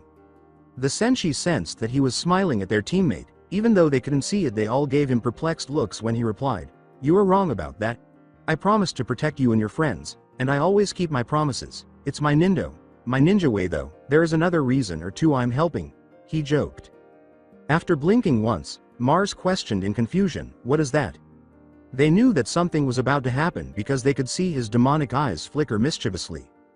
He concluded, causing them to perspire, "Oh, I don't know, it could be a number of things. Maybe I'm secretly related to one of you or something, but I doubt it." He pointedly glanced at Mars this time, making her blush in shame, but he also glanced at all the other girls, causing Jupiter, Venus, Mercury, and Saturn to follow suit. "Or I might just be looking to be thanked by beautiful damsels in distress." This time, Uranus glared more fiercely, and only Tuxedo Common, Pluto, and Neptune perspired. "Or maybe I'm looking to find out if she is really a girl or boy," he concluded theatrically, gesturing to the lone girl who was staring at him, forcing everyone including Hera to take responsibility. Uranus shouted to the blonde brat, "What the hell is that supposed to mean?" as the others stood up from the sidewalk to prevent her friend from attempting to beat Mitsky. Neptune appeared to be holding her back a bit. Mitsky began to consider his choices. "Well, when you're wearing that, it's more than obvious you're a girl, if your figure is anything to prove," accompanied by deathly eyes. "But when you're not wearing that, you're wearing guy's clothes, and you really just look more like a feminine guy. It's really quite confusing. I mean, I suppose you could be both, but that doesn't sound very plausible to me. Then again, can never really tell with these things, can you?" A moment later, a deathly enraged Sailor Uranus threw the cloaked teenager in front of them into the street, only to vanish into smoke. As they all anxiously searched for the unfamiliar man, they discovered him standing next to Sailor Mars with an arm around her shoulders. They could also see that she was blushing intensely, most likely in response to whatever he was whispering in her ear. He pulled away from the black-haired Senshi and said, "Well, I think I've been done just about all I needed to hear. Beat the Yoma, save the day, mess with the girls." Mamoru glares at him. "Oh, and Tuxedo Common. Gomen, I can't be sticking around for too long after all," he said. He waved goodbye, "Ya ne," and vanished in a whirl of leaves that appeared as if by magic. Before Venus spoke, the 11 of them stood in awkward silence, unsure of what to do. "Man, Mars, you sure picked a strange guy to crush on." "I do not have a crush on him. Going to school, hanging out with all the girls, and fighting the Yomas as Mitsky and Sailor Senshi, along with the ensuing mental torture and taunting of those girls, continued in this manner for nearly 3 months. Naruto had to deal with throngs of fangirls at school, which he found strange because Sasuke was always the one who had to handle them. Seeing Naruto get caught up in numerous situations where girls were willing to fight for his attention was Kyuubi's favorite pastime, and it didn't help that he was constantly hanging out with Usagi, Amy, Makoto, and Minako during class. The raven-haired girl would vehemently deny Minako's constant accusations of them trying to take Rei's crush in front of her after school. A serious prank streak had also been going on since Naruto began attending school, and students could expect a prank practically every day. Whether you were the guy's target teacher, custodian, student, or principal, it was going to be a humiliating day for you. The most amusing aspect is that no one was ever able to identify the perpetrator, even though suspicions were raised about the new blonde kid, but there was never any concrete evidence. The six of them would frequently hang out on the weekends, and after school Mamoru and Chibiusa would frequently join them because the little pink-haired girl had grown quite fond of the blonde shinobi and even went so far as to call him Naru ni-san. The blonde was as fond of video games as Usagi, and they spent a lot of time at the Crown Game Center. Spending time with them made him feel more accepted and friendly than he had ever experienced in Konoha. The blonde was forced to accept that he would likely be here for some time until he found a way home following Naruto's second run-in with the Senshi in the role of Mitsky. The little project that Naruto had committed hundreds of cage bunshin to in the woods had only been completed last weekend after telling Rei that she and her grandfather no longer needed to make room for him at their shrine. Naruto simply decided it would be more entertaining to show her and the others. Ignoring their inquiries, he led Amy, Makoto, Usagi, and Minako through the woods. After they had all arrived, the guardian Senshis were astonished to see a reasonably large house out here in the middle of the forest when all six of them had reached their destination. They were unaware that Naruto had fashioned it after the home that the blonde had inherited after discovering his identity, which belonged to his father, Namikaze Minato. It appeared to be in harmony with the surrounding nature because of its exterior colors, and the house itself exuded a cozy, homey vibe. In reality, the ground floor resembled an old Japanese dojo more, with a huge red Uzumaki swirl in the middle. When Makoto and the others realized Naruto was skilled in martial arts, the brown-haired tomboy asked to spar with him, which he gladly accepted. The ground floor had a good-sized kitchen in addition to the dojo, though it was somewhat empty because the boy hadn't yet received any food or kitchenware. The adjacent living room was also somewhat empty, but it featured a big, comfortable couch that could accommodate 4 or 5 people, a small table, and 2 more comfortable chairs.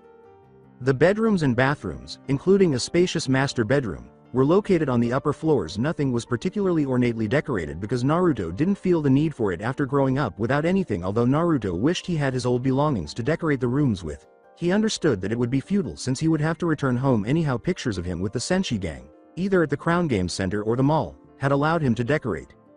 The blonde asked to continue working at the shrine even though he would no longer be living with Rei, and the black-haired girl gladly accepted. A little more gladly than Naruto would have anticipated. Getting her grandfather to agree had been easy, but for a moment the blonde thought he saw something sparkle in the man's eyes, like dollar signs. The sight of a bathhouse reminded him somewhat of Ero Sennin, but in a different way.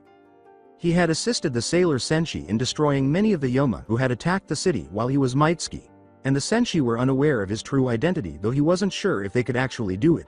He had also considered teaching them some techniques to go along with their elements. They won't know until they try, though, isn't that right? He did remain for a short while after the fights, usually to enrage and or humiliate some of them. Haruka and Rei were favorites.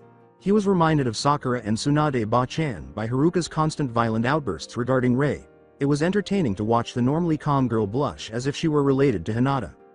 Last but not least was Kyuubi's training, which had certainly kept him and hundreds of cage bunshins occupied.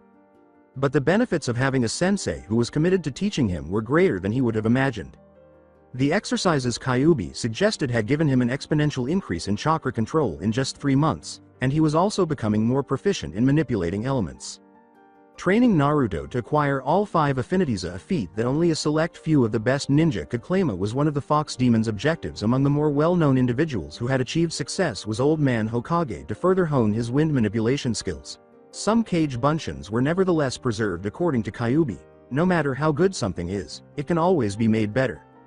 Furthermore, he had learned a wider variety of jutsu from the fox, including some from each element, particularly Futon, Suiten, and Doden jutsu. It seems that he was more intoned with Suiten and Doden than with Kaden, as some would think, which is why the stories about him destroying mountains and causing tsunamis with a wave of his tail were told. However, Naruto was currently waiting for Minako to arrive while he sat and ate lunch with Usagi, Makoto, and Amy. The entire school was eager for winter break to begin, and it was almost here. Naruto wanted to know what Christmas was because he had heard some people discussing it. All he knows so far is that it has to do with presents and a chubby man named Santa Claus. He'll ask the girls later, the blonde thought when Minako eventually joined them. He was staring at a piece of paper that seemed to have the meaning of life written on it, interrupting his thoughts. Naruto said, "Hey Minako, what are you reading?" "Oh, it's a paper about the school dance for Christmas that's coming up soon. I can't wait for it." Naruto inquired, "Christmas dance? What is that?" In the hopes of learning more about this Christmas holiday, Minako gave him the look of a second head when he asked that question. "It's a school dance to celebrate Christmas. Silly, haven't you ever been to one before?" For the sake of appearance, Naruto pondered for a moment before shaking his head. No, he was beginning to feel uneasy because all of his friends were staring at him oddly. Minako asked as though he were uttering blasphemous words, "How have you never been to a dance before? Okay, now you can't say no to coming to this, got that?" "But what is it?" It was Makoto who responded to that. "Well, Naruto, a dance is just like a party that the school is throwing. A guy asks a girl to go with them, and there's food and drinks for everybody, and of course plenty of dancing. Everyone does it, it's plenty of fun." The blonde shinobi's nervousness was too obvious to hide. "That sounds a bit like a date, asking another person to go with you, doesn't it?" Well, I guess it does. Don't worry about it, Naruto. I'm sure you wouldn't have a problem getting one. There are plenty of girls here that'd want to go with you." I wasn't particularly concerned about Naruto's mental state. "What, scared about some date just cause you've never been on one? Pretty cowardly if you ask me." "I didn't ask you furball for that reason. Try all of them," replied Minako, "and even then, this paper says you're allowed to bring somebody who doesn't go to this school as a guest." Usagi exclaimed, "Really? Then I'll have to bring Mamo-chan along for sure," with enthusiasm. With that warning glare that all girls seem to know by instinct, the girl with the bow concluded menacingly, "Yep. Seeing as how you've never been to one, Naruto, you are not getting out of it, got it?" Even more apprehensive than before, Naruto answered, Sure Minako. No matter how nice they are in general, angry girls would always make him feel terrified. He supposed he could say that Sakura, Tsunade, and Ino essentially left him permanently scarred. I sigh. Well, there's no way I'll escape this. I mean, who am I going to ask to do this? You're definitely going to have a problem there, Kit. What is the intended meaning of that? As his presence retreated back into Naruto's mind, Kyuubi concluded, laughing, I'm sure you'll figure it out on your own. Kitsune Baka, what on earth does that mean? Wait a minute, a shit. Naruto seemed to be dozing off, and Usagi, Minako, Makoto, and Amy were all staring at him oddly. They were starting to worry because of his passive expression when he suddenly became agitated. He shouted incoherently, sorry girls, but I have to leave right now, see you later, and hurried off, nearly leaving a smoke trail in his wake. The others simply stared at where he had been a moment before, blinking once in perplexity. With the others shaking their heads no, Usagi said, does anybody know what happened to him? Before a sizable contingent of girls arrived with their own copies of the paper Minako had, they were just as perplexed as the bun head. One of the girls in front said, hey, do you four know where Naruto-kun left to? Makoto pointed to the direction Naruto had gone 5 seconds earlier and said, nope, sorry, but he did run that way. Thanks. Come on girls. The 4 Senshi who were still seated at the table began to perspire when they noticed how many girls were pursuing Naruto like a certain blonde in the middle of a practical joke. Makoto was grinning. Minako reprimanded, but secretly congratulated, that was just evil, Makoto. Well, that'll teach him to forget letting me use his dojo. Usagi said haphazardly, I think I figured out why he left, while the others began to perspire more at her ignorance.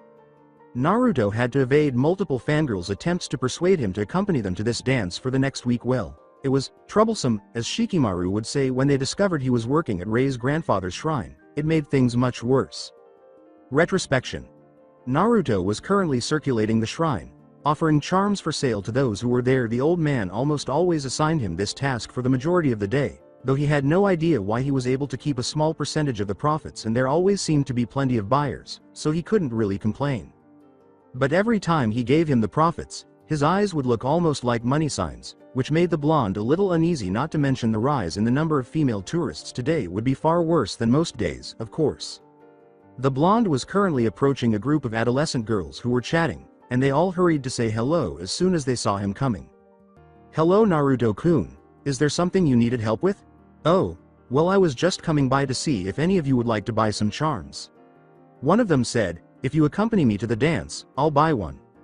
Another said, well, if you accompany me, I'll buy 2. I'll buy 3. I'll buy 5. And as more girls from his school heard and started to join in, it seemed to get worse before long. Naruto was surrounded by a large group of girls who were willing to purchase an unknown number of charms for him to wear. As she swept the temple grounds, Rei watched the entire event with barely contained jealousy and rage. In contrast, Rei's grandfather was gleefully observing the entire situation. He was going to become a goldmine thanks to this young man. Not to mention draw in all of these lovely women.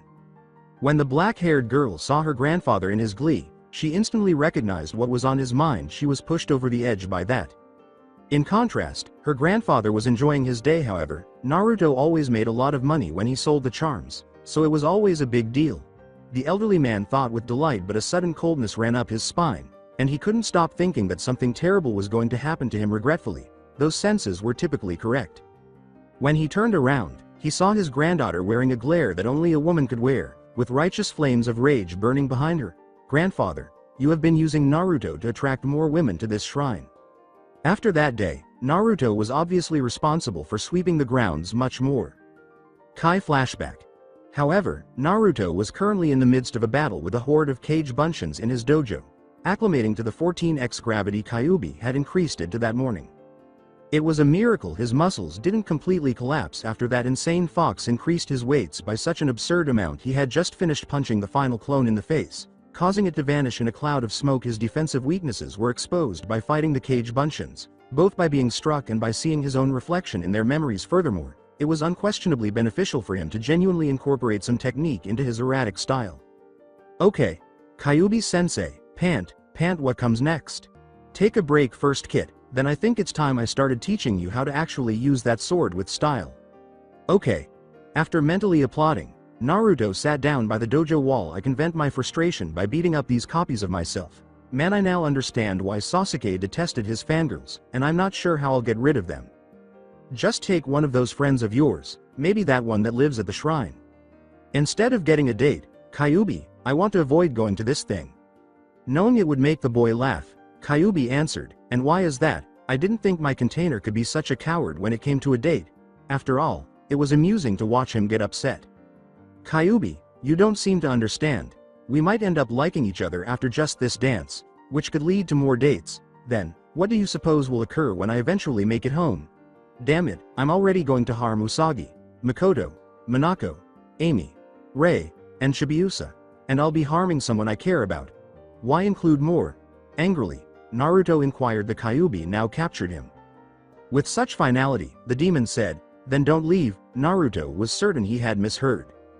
"Hold on, what were you saying?" With a bewildered blink, he thought. The Kyuubi had been waiting for a good moment to say, "Why leave this place, kid? I know how you think, and don't try to say you don't like being here. Don't try to say you don't like those Senshi either, that'd be an even bigger lie." Naruto said nothing in response. He would be lying if he said he didn't like it here, but he wouldn't say it aloud. What could he say? Kyuubi was right still, though. "What about Ba-chan, Ero Sennin, Konoha, and all of my friends? I can't abandon them either." Before he spoke, Naruto heard his tenant sigh in frustration. "Gaki, I already know you don't give a shit about Konoha, seeing as the council would never let you be Hokage. You never gave a shit about it in the first place, except as your friend's home. And besides, your friends might not hate you for holding me, but they do fear you, and even if you told them I'm not some bloodthirsty maniac anymore, they wouldn't believe you. As for your Ba-chan and Ero Sennin, it's not like they'd hate you for finding happiness. Yes, they probably would be sad, but you already know they'd want you to be happy. I wrecked your life in Konoha, so I'm not letting you ruin this chance yourself. This is a chance for a new life. If you can tell those girls the truth and they still care for you, why ruin it for that ungrateful village?" That was a lengthy tirade. Man, you just told his tenant what Naruto was thinking. Apparently finished, the Kyuubi told him to take the day off as he went to sleep inside the blonde's head. "Don't change the subject. As for the dance, you're seriously overreacting. You might as well enjoy this time before Akatsuki shows up. Just choose one of those girls you're friends with so it doesn't seem so much like a date." For what seemed like hours, Naruto just sat there contemplating the fox's words. He continued to try to think of a counter-argument, but nothing he could think of felt as convincing in the face of Kyuubi's brief speech. He ultimately made the decision to stop considering it right away, but he still had another question he wanted to pose to the fox. "I will not be able to complete any training today. Furthermore, that fox does have a point regarding the Akatsuki. As much as I hate to admit it, I wonder if she would say yes, but I think I know exactly who to ask. Compared to the other girls, she doesn't seem to be as interested in this type of stuff." All 5 of the girls were hanging around Rei's shrine at that point, but for a slightly more somber reason. "So Rei, what was so important that you had to call us here?" replied Makoto. "Yay, I still haven't found clothes to wear to the dance with Mamo-chan yet," Usagi replied. Rei's response, "Stop whining, meatball head. This is important," earned them a raspberry from their alleged leader. Her immaturity caused the others to perspire. Before another altercation broke out, Minako grabbed Rei's attention by saying, "Anyway, the news you wanted to tell us was. The Senshi were taken aback by Rei's straightforward statement. I had another vision again. She rarely had real visions, but when she did, they were usually about bad things happening to her. Minako inquired, what happened in it, Rei? For a few moments, Rei had a contemplative expression. Let's see the vision began. Rei's ideal vision. The dreaming Senshi was relieved to see some clouds cover the sun because it was so high in the sky that it was difficult to see anything. She was concerned, however, because the clouds were red, as though they were composed of blood rather than water. When she was able to see again, she noticed a number of people, but she was unable to distinguish any of them. They were all dressed in loose cloaks and had the same red clouds. Flash, the girl was surrounded by red, as though she were bathing in blood, but she could also see 3 black shapes in front of her, resembling a comma circling a black circle. Before they appeared to merge together throughout, the entire scene exuded a malevolent intent that left her speechless. A flash of bright light and a surge of power swept over her, drowning out any other sound she might have heard, with the sound of flapping birds and a sound like a tornado or maelstrom in front of her. A dark orb appears, then gradually fades away to reveal 2 figures, one of whom is standing above the other. Flash, it was a person, but Rei couldn't make out his appearance due to the glow emanating from him. Instead, he appeared to be an angel with 2 feathered wings flapping behind him. The man was able to draw a very long but thin weapon as the glow dimmed slightly. Flash, the fire Senshi, could compare the image that appeared in front of her to the times when the symbols of the census's planet appeared on their foreheads, but unlike all the others she had seen, this one was unique. The Moon family's emblem, the golden crescent of Sailor Moon, was there, but it was inverted and glowed silver. Furthermore, there was a gold glow circle directly beneath it. The design gave the impression that the remaining moon was covered by the golden circle. Flash, for a moment, Rei was concerned that whatever had happened before was happening again, because all she could see was crimson. However, it appeared to zoom out, and now she could only wish that it had. A monster fox of some sort stood before her, glowing orange-red and radiating power that was tinged with a wide range of emotions, including pain, anger, and hate. When the fire Senshi looked more closely, he saw that the monstrous fox's fur was more black and red than fur at all, swirling around in the same energy that gave it its glow, even though its savage face was twisted in a growl or snarl. Rei couldn't help but recognize something about it behind it. 4 tails twirled and swirled, appearing at ease, but she could tell they were ready to attack anything that moved. Flash, Rei could tell by the golden spikes in his hair that it was Naruto, but he was motionless on the ground. However, she wasn't overly concerned until she noticed the blood starting to collect on the ground near him, at which point she realized something was seriously wrong. His face was paler than it should have been, and she could see his once bright blue eyes were starting to fade and fog up before closing, which only strengthened her suspicions. Rei's ideal Kai. For a short time, all of the girls sat there, searching for an explanation for whatever it was that Rei had just described. Makoto questioned the others. I haven't thought of anything yet, what about you guys? Amy added, well, maybe that fox might be a very powerful Yoma. Maybe, but then there were the people in the red clouds. Maybe they might be responsible for that fox monster. I just wonder who they are. Minako continued. I doubt they're good people, that's for sure. Mitsky might have an idea who they were. He is wearing a cloak like them, even if his doesn't have red clouds, replied Makoto. We'll just have to ask him the next time we see him. Rei asked the blonde with the Odango hairstyle, Usagi, is there anything you could think of? Suddenly, every girl saw how nervous she appeared, and they all wondered what was on her mind.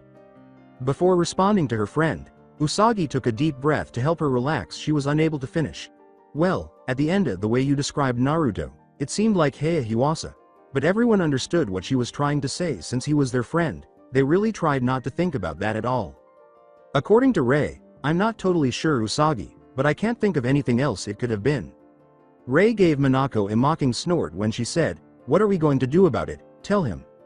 Yay, Minako, that'll work real well. Hey Naruto, I had a vision that you were going to die sometime soon. Him thinking I was just going crazy would be the best case scenario. A furious, I'm just thinking out loud, Rei, was the blonde's response. Usagi responded enthusiastically, calm down you guys, I think we just need to watch over him more carefully. We can find some way to prevent it. Amy told her blonde friend, yes, but that would be very difficult, and most likely ineffective.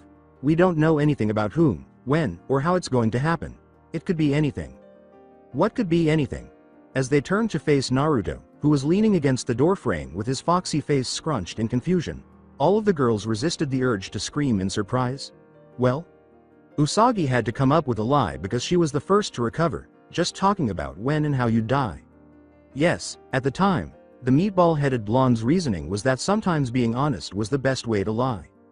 She received a mixture of horrified looks and a look that said, "What the fuck is wrong with you, girl?" from all the other girls, including Luna and Artemis, who had been lying around the room. Other than blinking once in surprise, Naruto made no movements. Usagi must be fabricating a story to hide Senshi business once more. However, the honesty with which she sounded, as though she truly believed it, is a little unsettling. "I'm pretty sure she was telling the truth, Kit. Q-sensei, no way they wouldn't discuss such a thing, after all, correct?" After receiving no response from the fox other than a harmless whistling, he decided to change the topic. For the time being his already jangled nerves were not being soothed by this. "Okay," he uttered incredulously, "if you don't want to tell me, you could just say so." The other people in the room simply stared at their princess in complete and utter disbelief. Even Rei was too shocked that Usagi's cover-up actually worked to respond in any way. They simply kept blinking with wide eyes. Naruto was still standing there, so it's not like they could. The blonde young man coughed to get the Senshi's attention once more because he was getting a little tired of all the gay babies being born. "Well, Anwesa Rei, do you think I could talk to you about something?" He could see the gleam of curiosity in Rei's obsidian eyes as she looked surprised for a moment before gathering herself again. "Sure, what did you need, Naruto?" "Oh, well, Uma, could I talk to you alone?" The blonde shot a glare at every other person in the room when the word, "alone," was mentioned. Minako was the one who responded, suggesting that she had come to some sort of conclusion. Before any of the girls could object, the long-haired blonde was pushing them out of the doorway, grinning wickedly the entire time, and closing it behind them. "Of course you can talk to her alone, Naruto. Come on everybody. Let's leave the pair alone for a second." The blonde shinobi was really put off by that expression. It was too similar to Ino's when she discovered positive rumors. At least for him, nothing positive would come of it. Usagi yelled, "Minako, what was that for?" because he didn't like being pushed out of the room in that manner. Confusing her friends, Minako hushed her fellow blonde, who was already leaning against the door. "Be quiet, I'm trying to listen." Amy whispered a little, "Anyo, but why?" Minako put her ear to the door and answered, "If you just listen, you'll find out. It should be good." Usagi had no idea what Makoto and Amy were talking about. However, the three of them chose to participate in Minako's eavesdropping. Naruto was shifting uneasily back in the room as Rei watched him with mild curiosity in her black eyes. "Well, what is it, Naruto?" "Well, you know about the dance that's happening our school, right?" Rei mentally added, "Yay. Minako told me about that. And all the girls that keep asking you." The black-haired girl was a little jealous, but she wouldn't admit it. "I'm a little jealous similarly. Orochimaru is a little bit pedophilic and snake-like." Naruto listened to Rei's response and went on, "Goddammit, shut up. Well, I was just wondering if you do you well. You can do this because you've battled Orochimaru, Akatsuki members, and other ninjas. Just concentrate." He inhaled deeply and exhaled. "I was wondering if you'd like to go with me to the dance," in a way that was completely beyond her comprehension. Rei said, Come again, Naruto." The blonde repeated more slowly after taking a deep breath to calm himself. Seeing her shocked expression, he continued, "I was wondering if you'd like to go with me to the dance as friends, of course." Rei was shocked. Minako frequently mentioned how well-liked Naruto was at school and that he could have accompanied whoever he wanted. What made him want to accompany her? He could go with any of the many girls at that school who were more attractive or intelligent than her. Furthermore, because of her psychic abilities, she was frequently viewed as a little strange. She asked herself the same question again aloud, not believing the blonde had heard her, even though he had. Naruto examined her closely, looking down at her lap while her raven hair cascaded over her shoulders. It was somewhat reminiscent of Hinata, but not nearly as intense. But he was determined not to allow it to fester any longer. Something warm gently grabbed Rei's chin and then pulled her face up, revealing stunning oceanic orbs that met her black eyes. The closeness of their faces caused the fire using Senshi to flush. In fact, she could feel his breath on her skin. She wondered absently whether she had burned herself alive. He said it with such honesty and conviction that she was unable to say no. "Rei, you are a smart and beautiful girl. And a great friend. I would be honored if you wanted to go with me." She was unable to speak. She could only nod her head slightly, which made the blonde smile foxy. She already missed the sensation when Naruto released her chin. "Awesome, then I'll pick you up Friday at 7 o'clock, Yane," he yelled as he began to head for the door. Naruto hurried back to his forest home. He had only a limited amount of time to prepare for the dance, which was this Friday. 4 heads emerged from a corner of the hallway, identifying themselves as Minako, Usagi, Makoto, and Amy. Makoto let out a sigh of relief. That was close. He almost caught us spying on them. Minako went on, yeah, but he didn't. I just can't believe he asked Rei. This is great. Usagi questioned, what makes you think that Minako? They all had to smile when they heard the words, because this means Rei will have to come shopping with us to get a dress. Can you girls say, shopping spree? Naruto continued to struggle with fangirls attempting to ask him out during the course of the following week at school. He simply replied that it would be much more hilarious to keep it a secret when the group questioned him about why he hadn't announced that he was already taken. He always enjoyed surprising people, though the blonde didn't understand why. He assumed it was a holdover from his earlier days as a prankster. Naturally, the blonde was always forced to train with the fox after school. Meanwhile, the girls themselves were preparing for the dance since Rei, Naruto, and Usagi were going with Mamoru, Makoto, Amy, and Minako. They simply intended to go together as a trio of friends. When Naruto asked the girls what they were wearing, they responded, it's gonna be a surprise. The girls clearly enjoyed getting Rei to go dress shopping with them. When Friday night finally arrived, anyone who happened to be on the shrine grounds would have noticed a boy with blonde hair and brilliant blue eyes making his way up to the shrine's entrance, but what could truly draw attention to him was the way he was dressed. He was wearing 2 kimono overcoats in place of a traditional tuxedo. The top layer was dark orange, and the bottom layer was plain white. Both layers were left open, giving him the appearance of Shunsui from Bleach, but in orange rather than pink. Instead of the traditional white button shirt, the undershirt was a black kimono top with the iconic red Uzumaki swirl on the front. Even his pants, which were the most common accessory, had orange stripes running up both legs. Though his hairdo was more like his father's, he was unable to do much with his unruly spikes, which hung down to almost reach his eyes without the support of a forehead protector. The green gem the blonde had won from Tsunade was the only item of Konoha he wore at the time, and it now hung out proudly over the red swirl rather than beneath his clothing. Another lesson from Ero Sennin. Naruto approached the wooden door and knocked while clutching the bouquet of roses he had purchased for Rei, thorns cut, of course. On the inside, he was a bundle of jumbled nerves, but you couldn't tell from his outward look. The occasional fidgeting was the only indication outside the body. Though it didn't help him relax, Naruto thought, really, sometimes I wonder what kind of apprentice Ero Sennin was looking for, a shinobi or playboy. Angry at his cantainer's restlessness, Kyuubi growled, kid, you better calm down or I'll make you. Note I will give you a serious headache to do that, maybe give you another gravity trip. How can I just make Baka Kitsune calm down? What if I say something that irritates her, or if I make a mistake when dancing, or what if a... Kyuubi shouted, be quiet Gaki.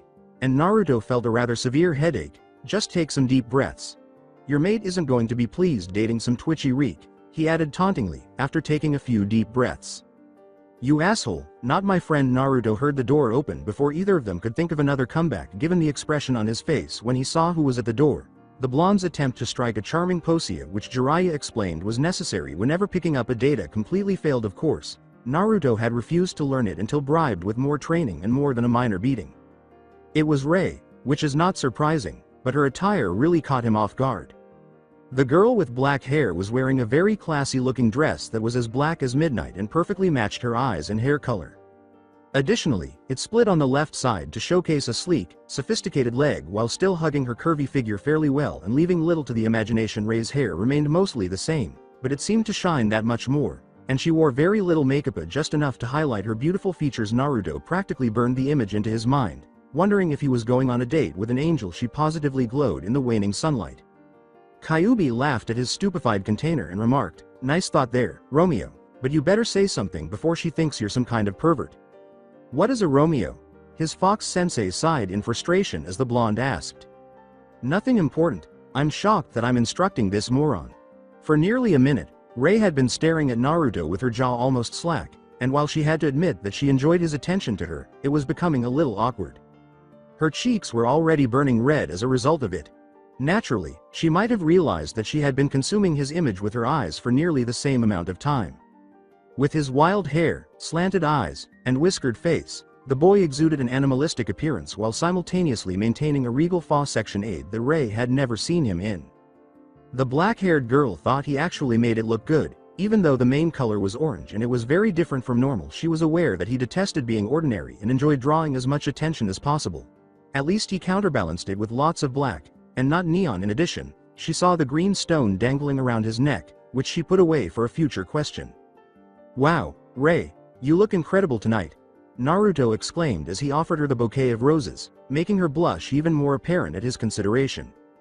She took the flowers and placed them in a vase after saying, Thank you, Naruto, you look handsome as well and thank you for the flowers. They're lovely." She was truly shocked when she came back because she didn't see him take one of them out, only to have him insert it into her hair and behind her ear as he did it. He stood so close to her that she could look up just enough to be directly in his face. He responded to her unasked question by saying, "There, it matches perfectly and still gives you some coloring."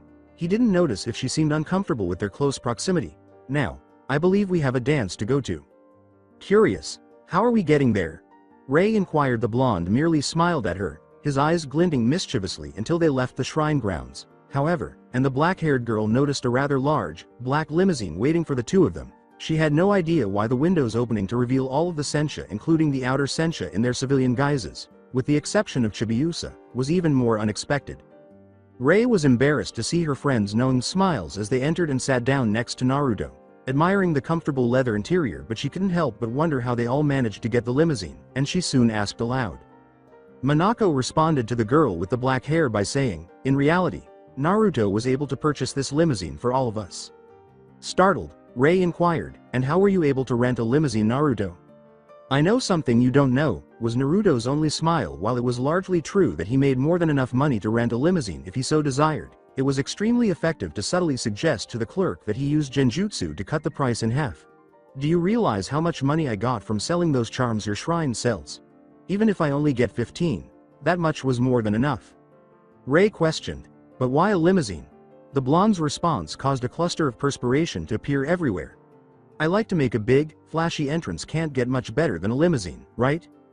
Given that everyone was staring at them with envy as they all exited in front of the school, Naruto was right when he said that it was a grand entrance. Naturally, the majority of those might have come from the girls when they witnessed Naruto walking arm in arm with Ray, which would have caused her some minor embarrassment. Even though Naruto appeared to be smiling, he had a gut feeling that something negative was about to occur. As all of the students started to make their way inside the gym for a dance, two figures on a nearby rooftop gazed down at the school. One of the figures stood directly on the edge, his face fixed in silent reflection, his short blonde hair blowing softly in the light breeze. The second figure asked, "General, when should we start?"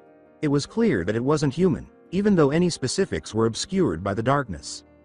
He responded a few seconds later, "Once all the students are inside, make sure there is no escape after that. I believe a little party crashing is in order. Teens make so much energy, and so many of them will make plenty of energy for the queen. Remember to make sure none of them can escape." At that moment, Jadeite saw someone wearing a coat that was orange. Looking more closely, the Shitinu saw the boy's golden hair, slightly slanted blue eyes, and cheeks marked with whiskers. "Wait, that's the boy those cloaked bastards wanted. He had blonde hair, blue eyes, and whisker cheeks. Queen Beryl will reward me handsomely if I can catch him." "I have a second assignment for you as well, Jadeite-sama?" inquired the unseen entity. "Bring me that blonde-haired brat, but make sure he stays alive." As it vanished, the Yoma answered, "Yes, sir." Once utterly stoic, the young Shitinu's face now twisted into a savage grin at the evolution of his scheme. This will be ideal. The Senshi's demise and the capture of that boy will make for an amazing evening. After a few hours of the dance, Naruto could genuinely say that it was the most enjoyable experience he had had in a long time. For obvious reasons, he had never had a birthday party and had never really enjoyed attending a festival. In actuality, this was most likely the biggest social event he had ever attended. Looking around the venue, the blonde thought the dance was everything Makoto had promised and more. At one end of the enormous table were bowls of what Naruto assumed to be punch, as well as chips, dip, tiny sandwiches, and other snacks he couldn't identify. The room was filled with lights of various hues, and music reverberated throughout, loud but not to the point of discomfort. He could see that everyone was either at the snack table, waiting for a partner, or conversing with their dates, sitting out on the sides, or out on the dance floor with a partner. As soon as the group got to the gym where the dance was happening, Usagi pulled Mamoru to the dance floor, while Minako and Makoto dragged Amy and Hotaru along to find their own dance partners. The chaperones were the older three, Haruka, Setsuna, and Michiru, who went off on their own. To be honest, when they told him that, the blonde didn't believe any of it, and it only made the growing fear in his stomach worse, but he pushed that aside in order to spend as much time as possible dancing with his date. All night long, the two danced a lot and participated in a group photo with Usagi, Mamoru, Amy, Makoto, and Minako. They even managed to get one with Hotaru, Michiru, Setsuna, and Haruka. However, Naruto and Ray were currently taking a brief respite from the dance floor. Looking at the black-haired girl beside him, the blonde asked, "So, you having fun tonight, Rei?" She answered, "Yes, tonight has been very enjoyable." The DJ, who was in charge of the music selection, cut off any more discussion. "All right, ladies and gentlemen, unfortunately tonight's dance is reaching the end. But, we still got a couple of songs left for those couples dancers for anyone who wants to. So all those people gather up." Usagi and Mamoru were sitting out at the moment, but the two noticed that many couples were converging on the dance floor, perceiving this as a fantastic chance. Naruto rose from his chair to face Rei and then made a little bow akin to a ball prince with a sly smile.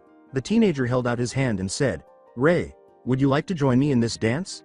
She merely grabbed his hand with her own before he pulled her up and escorted her to the dance floor, giggling a little at his antics. Naruto imitated the other guys holding techniques of their partners. The blonde snaked his around her waist, leaving little space between them. While she wrapped her arms around his neck, they all had a slight flush. Though Naruto's was almost invisible at that moment, the music started. Even without a Sharingan, Naruto had no trouble mimicking the dancing's movements. Rei flushed against the blonde's body as she took the initiative to close the gap, but he encountered no resistance. It felt right to have her there, and she seemed to fit him perfectly. He wasn't going to complain about it, but he didn't know why it felt that way. Conversely, Rei simply felt too at ease to object. It was odd. Prior to Naruto's arrival, she had never shown this much interest in any man. To be honest with herself, though, she has never felt more secure and warm than in his arms when she is dancing against him. Since her friends had once thought she was the princess, almost every guy who ever showed interest in her was attracted to her appearance. However, Naruto's gentlemanly demeanor made her feel like royalty all night long. He did little things for her, like opening doors for her, asking her what she wanted to do next, and even lending her his jacket to keep warm while they sat and chatted. As the two danced to the music, Minako, Makoto, Amy, Usagi, and Mamoru were merely observing naturally. The four girls were swooning over their adorable dancing appearances, while Mamoru merely gazed at them with a big drop of perspiration. But the thoughts of the outer Senshi were different. Standing on the other side of the room from the inner Senshi, Haruka whispered to Michiru, "That boy is getting a bit too close to Sailor Mars." Michiru cheerfully replied, "Oh, don't be such a worrywart, Haruka-chan. Just let her enjoy this. But we hardly know anything about this guy. This could be a plan made by the Dark Kingdom." Haruka continued. The girl with the dirty blonde hair turned to face Setsuna, who was standing beside them. "What about you, Sailor Pluto? Don't you think this is suspicious?" When her comrade asked, the green-haired woman did not respond. While Haruka and Michiru watched Naruto and Rei on the dance floor, she managed to hide a tiny smile on her normally stoic face. She seemed to know something that neither of them did. However, Naruto and Rei were unaware of the attention their friends were giving them. Both owners were engrossed in their own worlds, their black eyes meeting oceanic blue as they continued to move to the music. At the moment, it was just them and the music, and no Akatsuki, no Dark Kingdom, not even the people around them. They were so enthralled that they failed to notice that Naruto was lowering his head to meet the black-haired Senshi as their faces grew closer. The gap between them was closing, and even more, the inner Senshi got heart palpitations at the sight before them, and all of their friends witnessed it. Only a few inches separate them. Nearer. "Only you, girl." They were going to get in touch. Jadeite was seated on the roof of the school gym, which was covered in white sticky string that, when examined more closely, turned out to be webbing. Above the proceedings, indeed, it seemed that the web had engulfed every part of the building, including the windows and doors. With all six legs tense, the Dark Kingdom general's hidden servant stood behind him, prepared to execute its general's next orders. Perfect. These teenagers will be a great source of energy, and this web will at least discourage those Senshi from assisting the young blonde as he sees his plan come to fruition. Without looking around, he said, "Now, proceed with the next phase. Remember your secondary target. If time permits, you shall capture the boy and bring him to me. Got it?" The figure remained silent, but he could tell it was prepared because of the way its legs were positioned to hit the roof. "Now, begin." Dumb. The entire building seemed to shake a little, jolting all of the dancers and onlookers, including Naruto and Rei, back to reality. Apart from that, every other Senshi was searching everywhere for the cause. They suspected that they would not enjoy it. Dumb. Every student could see a portion of the roof cracking as the building shook once more violently. This time some of the students started to panic, and Naruto had a gut feeling that something negative was going to happen. Dumb. When the building shook a third time and the previously cracked portion of the roof separated, exposing a few long, hairy legs, the blondes realized his intuition was right. Naruto would say they belonged to a spider if he had to make a guess. The students were in a panic as they attempted to get to the exits and avoid any debris as the legs kept breaking and the roof opened wider. But when the crowds arrived at the doors, they refused to open. Damn it. Something's blocking the doors. Hurry and break it down with something. The roof kept falling on the gym floors as the Senshi heard those and other yells. How in the world could we have allowed that to occur? We were far too reckless. Haruka scolded herself in her head. The other Senshi felt the same way. The legs retracted outside once more for a brief moment before the entire figure leapt down on the gymnasium floor, shocking all the Senshi, as the opening appeared to be big enough for whatever was rupturing the roof.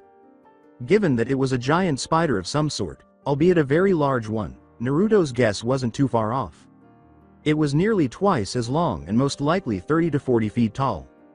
Perhaps 20 feet of its height was made up of the brown legs alone, and the hairs all appeared much sharper than they should have been, as though they were composed of steel. The darkest obsidian was found in the abdomen and cephalothorax, which appeared to be absorbing light rather than reflecting it. It did appear to be very hard to break through. The Senshi observed, in addition to its massive fangs made of the same obsidian as its body, which was dripping a substance that the girls, Mamoru, and Naruto surmised was poison. It had 8 slightly glowing yellow eyes. Ordinary people would be terrified if they saw a Yoma of any kind standing in front of them in a menacing way, and this scenario readily adhered to the unwritten rule. Despite their best efforts, the majority of the students were unable to break down the doors. In order to escape, a few of the pupils started searching for hiding spots, but the Yoma denied them any opportunity. Groups of students were struck by the spider's white globs, which the Senshi and Naruto mistook for webs and sent flying into the wall. The Senshi were only able to avoid the webs because of their experience, and even though Naruto could see them coming, he struggled because of his weighty gravity seals. The blonde was unable to find the time to release them, and even if he did, he was afraid that one of the Senshi would notice his extraordinary speed. Furthermore, the spider appeared to be concentrating on him after spotting him, pursuing his companions only when they approached him too closely. Although the secret shinobi was unaware of the reason behind its actions, he was aware that it would be detrimental if this Yoma were to capture him. Similarly, while Naruto was still active, the Senshi were not using their abilities. Naruto and his companions were the only ones not ensnared in the web after 10 to 15 minutes of evading and swerving through the web assault, as every student was affixed to the wall. That was the case, at least until Naruto approached one of the white painted walls that the enormous spider was splashing off of. He was about to start running again when he realized something was stopping him. He was shocked to see what he was looking down at. The material was the same, but it was starting to envelop him and glow a little. Naruto looked around the gym and saw that the webbing was all glowing and gradually expanding. Furthermore, the blonde realized it when he looked at the spider's jaw once more and noticed tiny, almost undetectable strings entering the creature's mouth from the walls due to a deflection of light. This thing is using everyone's energy to grow. Shit. The girls won't have anywhere to flee very soon because of that spider and the webbing. This is like that 6-armed sound freak, only worse. My god. How am I going to escape this situation? It wasn't until the spider turned that all the girls noticed their guy friend's predicament, as it seemed to divert its focus from them. Naruto, look out. Despite hearing their warning, the blonde was powerless to stop another white missile from crashing into him, ripping him from his spot on the floor and leaving him stuck to the wall instead. Soon after, the webbing appeared to become more like a cocoon, and the Senshi observed that all of the locations where students were ensnared in webbing were shaped in that manner. All of the girls and Mamoru happily transformed into their Senshi forms and tuxedo masks, respectively. Realizing that no one was looking for them anymore, they all surrounded the spider Yoma, which appeared to be getting ready for something. Now that they could defend themselves, they were all disgusted by the sight of multiple enormous egg sacs emerging from its abdomen, which they had not anticipated. Of course, Usagi, also known as Sailor Moon, made the most noise about it. Ew, that is so gross. What in the world is it doing? Sailor Moon pointed to the sacs that had started to crack and said, "We're about to find out. Look." Sailor Venus, also known as Minako, shouted at her. They all broke after a few seconds, exposing perhaps 100 smaller spiders, if not more, each of which was likely the size of a large wolf with the exception of the more grayish-black armor. They all appeared to be exact replicas of their mother, Yoma. When Makoto exclaimed, "Great, just what we need is more of them," the tiny spiders appeared to recognize the humans in front of them as if they were food and started to charge. When Tuxedo Mask produced some of his trademark roses, the Senshi all assumed a defensive position. They were on the Senshi in a matter of seconds, though, and were considerably faster than the original despite their diminutive size. They were too busy battling the swarm of spiders to notice the few that were getting close to Naruto's web cocoon. The blonde shinobi inside the cocoon was making futile attempts to escape the sticky hold. He was unable to make any hand signs since the webbing was spreading his arms wide. Furthermore, Mamoru and the girls could see him breaking out even if he could. Furthermore, he could sense this stuff draining his chakra. It would take a while for it to have a significant negative impact, but it was apparent. Hello Kyuubi. Do you know how to escape this situation? It may seem odd that Mitsky isn't showing up while Mamoru and the other girls are fighting. Yay. But you'll have to use enough of my chakra to change your hands into claws, then you should be able to slice your way out. I can't possibly do that. Naruto shouted to his flirtatious tenant. They'll all definitely notice if I use that much, so I'm in trouble. Kyuubi's host's hesitation was starting to irritate him. Kid, it's either that or you can keep trying to muscle your way out of this webbing, take your pick. Alright, then, mentally yelling, Naruto attempted to pry his arms free once more from the depths of his mind. He heard a frustrated sigh. What an obstinate brat. Unfortunately, he tends to be hesitant about the worst things. Kyuubi let out another sigh. Naruto persisted in attempting to free his arms and had made some headway before sensing that his web cocoon was being shifted slightly. He could sense that he was being lifted higher and that a few objects were carrying it. Only enough of the outside of the cocoon was visible to him to indicate that he was being carried outside onto the roof. The blonde saw his cocoon being disassembled from the outside once he was outside. Naruto smiled to himself. He would have known that something terrible was about to happen to him if the blonde Shitanu, who was in front of him, could have seen it. It appears that breaking free won't be a concern for me after all. However, Jadeite was oblivious to his imminent doom and grinned triumphantly as some of the tiny spider yoma that had just been made torn apart the cocoon. He was relieved to see it was the right child when he saw the blonde staring around in disbelief. Excellent. Queen Beryl will be able to appease those Akatsuki men with this. I will be richly rewarded if they can bring Queen Materia back to life, just as they can bring us back to life. The blonde teenager on the ground barked, "Hey mister, where the heck am I?" and snapped him out of his reverie. Naruto made the decision to hold off and find out why this Jadeite man desired him. Was he aware of the Kyuubi within him, or was he aware that he was actually Mitsky?